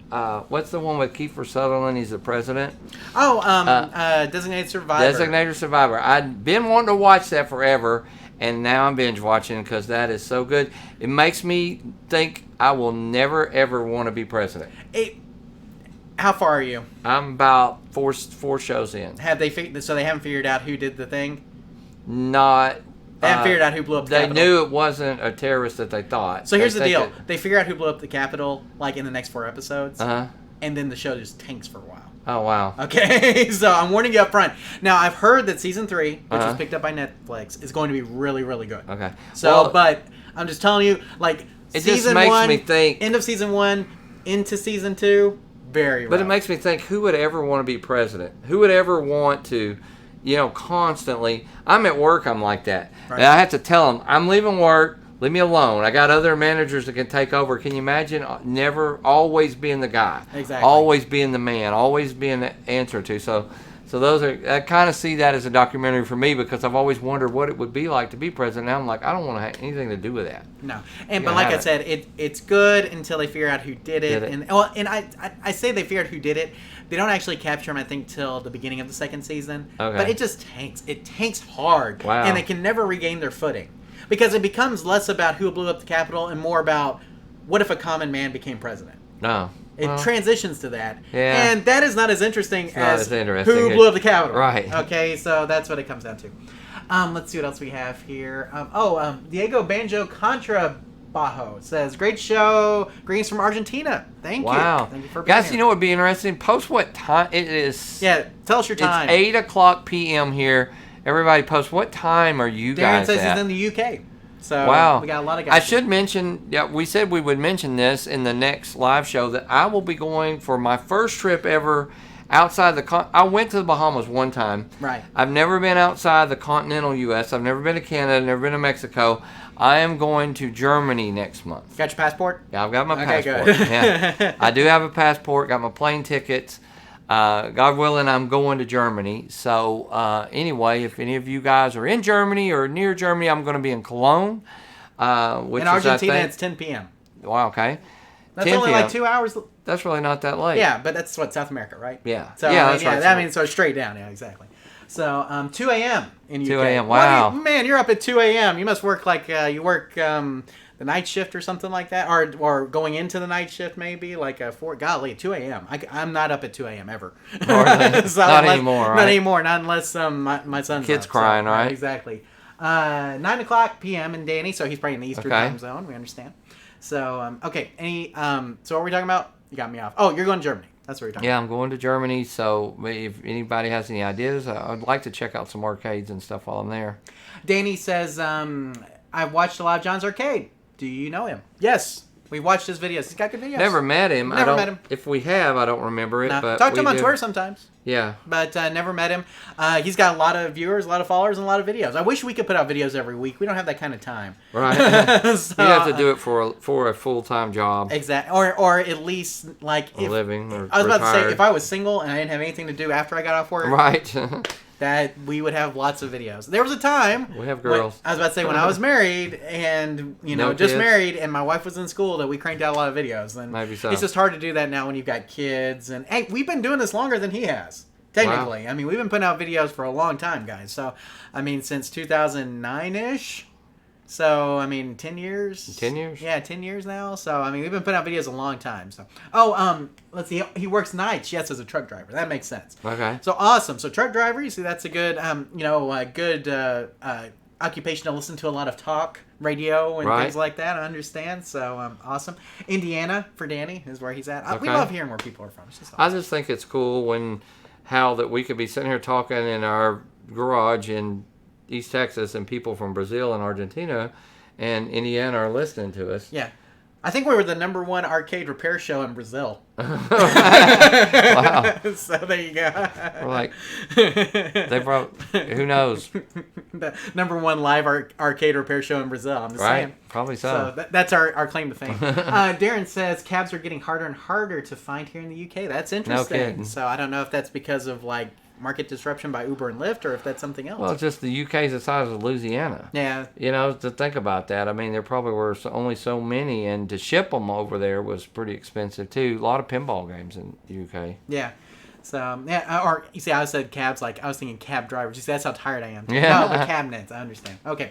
Let us continue on. I've been watching Marvel's Agents of S.H.I.E.L.D. So, Tim, I thought this show was going to be canceled after last season. Right. And then they announced they're going to do 2 more seasons. Wow. Like, what show does that? Like, ratings are low. We wrapped up this season with a nice little bow where the show could end here. But guess what? We're 2 good more 2 seasons. Wow. That's right. Who does that?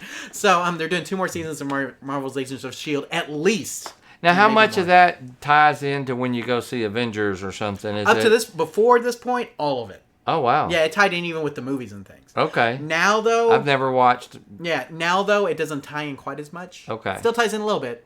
Or it may, to the next event. Yeah, in May. They haven't come out yet. They do stuff on How do the they do show that you see in the show before you see in the movies. Like time travel, they Yeah. did on the show before you see in the movie with the same concept. See what I'm saying? Right. So I hate to spoil it if you haven't See, seen I it. went and saw Captain Marvel not long ago. Right. And I loved it. I thought that was one of the best ones because you're sitting It's there cool. the whole time. How is his eye going to get scratched? You Right, know? exactly. Or how's his eye going to get injured? You know, that was so funny. So you should watch Marvel Agents of S.H.I.E.L.D. Okay. Last season was kind of tough to get through, but this season's been good so far. I've been happy with it. And it's on now, live, Friday nights. So Okay. on ABC. I've been watching AP Bio, which is really funny. If you haven't seen AP Bio, you should watch it. It's on NBC Thursday nights, like tonight. But it's about, we've talked about before, it's about a biology teacher that Yes. is terrible. Yes. It's about a biology teacher. So, and then I've been Jessica watching, Jones. well, I haven't been watching Jessica Jones, but it comes out on Netflix this month. So Okay, by the time next time we get together, I will have seen the last season of Jessica Jones. They have canceled all the Marvel shows on Netflix. Now, do you have HBO now? I have access to an HBO Now Okay. account thanks to a family member. Well, I do too. Okay. And everybody Chernobyl. says Chernobyl. Yes, I need to watch Chernobyl. Do you not hear this? People It's the are number like, one. you need to watch it. If you look on IMDb, you watch what's it. the number one thing at the top right now? Chernobyl. And so I have not seen one single episode, but it's like the way everybody talks about it must be awesome. And Yes, I'm going to watch Chernobyl with you. On Netflix, real quick, I'm mad at them for increasing the price. Ah, yes. I took my plan down to the single stream SD quality, standard definition quality. Uh-huh. So Still for any difference? $8.99. Yeah. So and if they raise the price anymore, I'm canceling. Wow. I'm telling you right now, Netflix, you made me mad. Yeah, So there's it's not getting enough on there to ridiculous. keep me. So it's like, here's the thing. If they hadn't been raising the price, Right. I would have stayed with that plan and I'd be happy with them. Because here's the deal. They're losing content that I like, okay? Mm-hmm. And they're increasing the price. Mm. They're losing content that I like, Right. and they're increasing the price. Right. Think about that for a second. Right. Okay?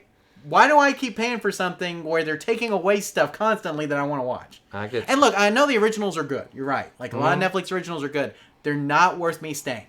I'm sorry. Not worth me Yeah. staying. So if you do one more price increase, Netflix, gone. Canceling. Done.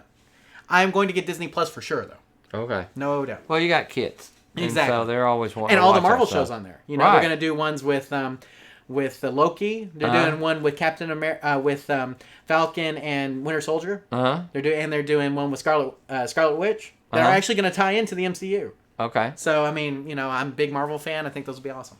Let's see what we got here. Diego Banjo Contra Bajo says, have you ever hacked a standard TV to replace an arcade monitor? A lot of people are doing that these days. Yeah. So, yes, we have. We don't Yes. recommend it. Because we've talked about this before. You have to turn the TV on. Okay. And so, turning the TV on makes it a little difficult. You can use a video converter for standard arcade boards in order to use a TV. And that works fine in most cases. It is cheaper. But the quality, you do sacrifice something in quality with that. We've talked Right. about it before. YouTube Punk says, you're not wrong, Jonathan. Right. I'm glad to hear I'm not wrong. I am not. right. Okay? So I am right. I will say it. If anybody from Netflix is watching, if you're one of the 50 people that's still stuck around, you need to listen up. Exactly. That's right. Netflix, you're on notice. That's so you just made the list.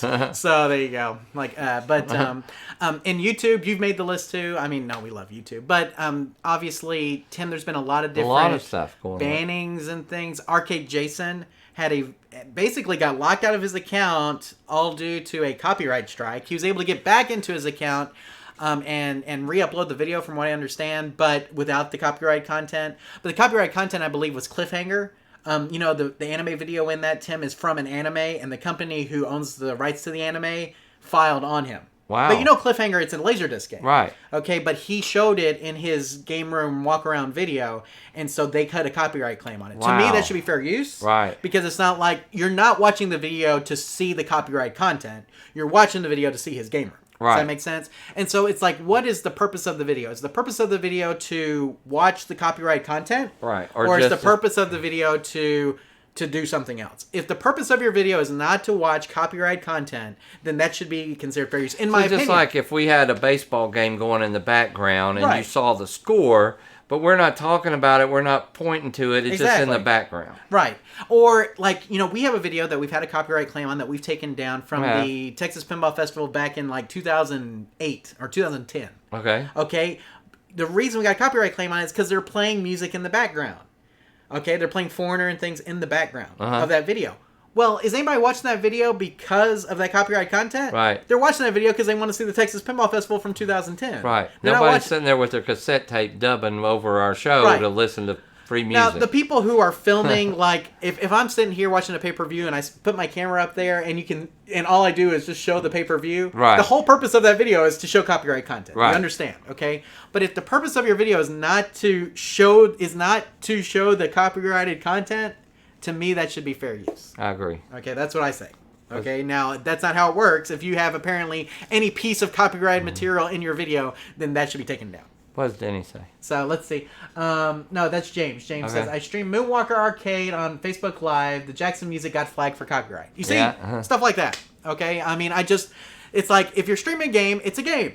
Okay? Right. Now, you may not be able to make money from it. I understand that. Okay? If it's got copyright content from it, maybe you don't make money off that video. Okay? But I don't see the purpose in taking down those videos. I mean, you know, the purpose of that is to demonstrate a video game that has the music in it, right? But the Right. music, you're not just watching it for the music, and the So music's what not even the happens? original What music. happens to all those people that are showing music videos and stuff? Right. They're there's going people- after all those. Yeah, so if you upload a music video and somebody claims a copyright on it, they go after you. Oh, okay. Okay, but that's only if somebody either claims a copyright on it. So it either gets automatically flagged or a content owner flags it. We have been flagged for copyright on things that we've owned. Right. So everybody knows our entrance music, right? Mm-hmm. Like, our entrance music was custom written. We hired a composer to write it. Right. Okay? We were flagged for copyright on that. Wow. Guess what? It's our music. Right. Okay? We paid somebody to produce that music. Right. Okay? So it is our music, and I fought it, and we won. Wow. Okay? Because guess what? It's our music. Right. Okay? We own the copyright. We paid a composer to make that for us, and we own it. Okay? That's how this Right. works. It is property of Arcade Repair Tips. But somebody thought it was close enough to theirs that they should flag it, and YouTube took our side. Okay? But the problem is that I feel like YouTube has gone block crazy lately. Like, Right. they're blocking stuff, and it's just, and the thing is that it'd Or be without fun. even asking you, Right. they just do it. It'd be different if they had like this set of rules across the board, and this is the consistency, this is what we're going to block, this is what we're going to allow, and this is it. The problem is that a channel gets blocked, and they contact YouTube, and they get 4 different answers from 4 different people. They have Right. no idea why they blocked their content. Right. And that is so frustrating. I understand. I sympathize as a YouTube creator with those people, and it's just, to me, it drives me up a wall. I'm sick of it. I love YouTube. YouTube is a great platform. I love being here. I love doing the live show with you guys, having the live chat, and all the things they provide. But they gotta get better clarity on what they're gonna allow and why channels get blocked. You need to know. We need to know exactly. So set the ground rules. Let us know what's allowable, what's not. And then when things happen, give us a straight answer. If I contact YouTube support 1,500 times, I should get the same answer every time why my content was blocked. But now to that other guys on arcaderepairtops.com, we're coming after you, Jim and Tonathan. But, And, anyway, but that's what it comes down to. It's Right. like, we just set the ground rules, let us know what the ground rules are. We'll follow the rules, okay? Right. I mean, but it's just, it's getting ridiculous that, we see creators who have just videos blocked for basically what seems to be no reason. Okay? And I understand copyright, but if the main goal of the content is not to show the copyright material, allow it. Right. That's what I would tell you. So, but like I said, if you're holding up a video, if I was holding up a video of the NHL Stanley Cup Finals right now, flag that. Right. You know what I'm saying? I mean, but if it's not, if it's not the main purpose to show the copyright material, allow it. Right. That's if my we 2 asked cents. what the score was and somebody told us, Right. we should be able to say what the score is to the game. Exactly. What is the score? Anybody know? We don't know. Okay. We haven't argued. What's that question? But anyway, so 2 cents. Love YouTube. Love YouTube. Did I mention that? Yeah, I you love mentioned YouTube. it. Okay. Heart. Big here. Love you guys. But we got to do something about that. So we got to do something about it. So I'm tired of all of my favorite creators getting videos blocked for. Don't stupid make us reasons. call Mark Cuban. We'll do it. He wasn't the one. No, broadcast.com. Yeah. Not well, YouTube. I know, but Okay. he owns it somehow. There you go. Okay, let's see. We got one more thing here. Eric says, I have an original Tron and Lunar Lander arcade marquees, collector quality. How much could these sell for? Ooh. Marquees are going high lately. Yeah. So, I mean, you could probably sell them pretty high, especially if they are Lunar mint, Lander a mint collector quality marquee. I mean, sky's the limit.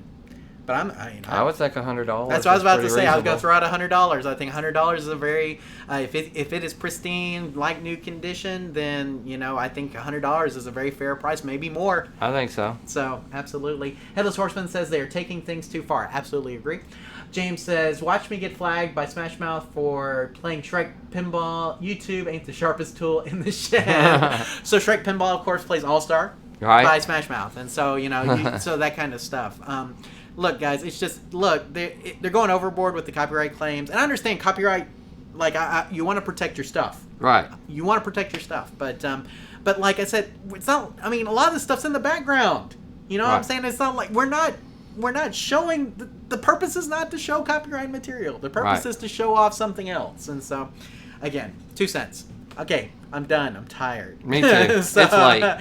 So I think we're going to shut it off right here, guys. But we want to thank everybody for staying around for the after show. We always have a lot of fun here, Tim. And we got to talk about some movies and your Mr. Gaddy stuff and everything else. And so hopefully you guys enjoyed it. Tim, we had so many people here tonight, so many people contributing, and we want to thank each and every one of you guys for being here and giving input on the live show. We love this. I mean, it's fun for us to do it with you guys, and it brings us together in a nice brotherhood of arcade repair, or sisterhood, or personhood, or whatever you want to call it, of arcade repair. We got some girls out there. Exactly, personhood. Some great female technicians. But anyway, we will be back next month. I don't know exactly when. It will not be July 4th, but it will be one of those dates around there. Maybe the 3rd, maybe the 5th, maybe the 2nd. I don't know, somewhere around there.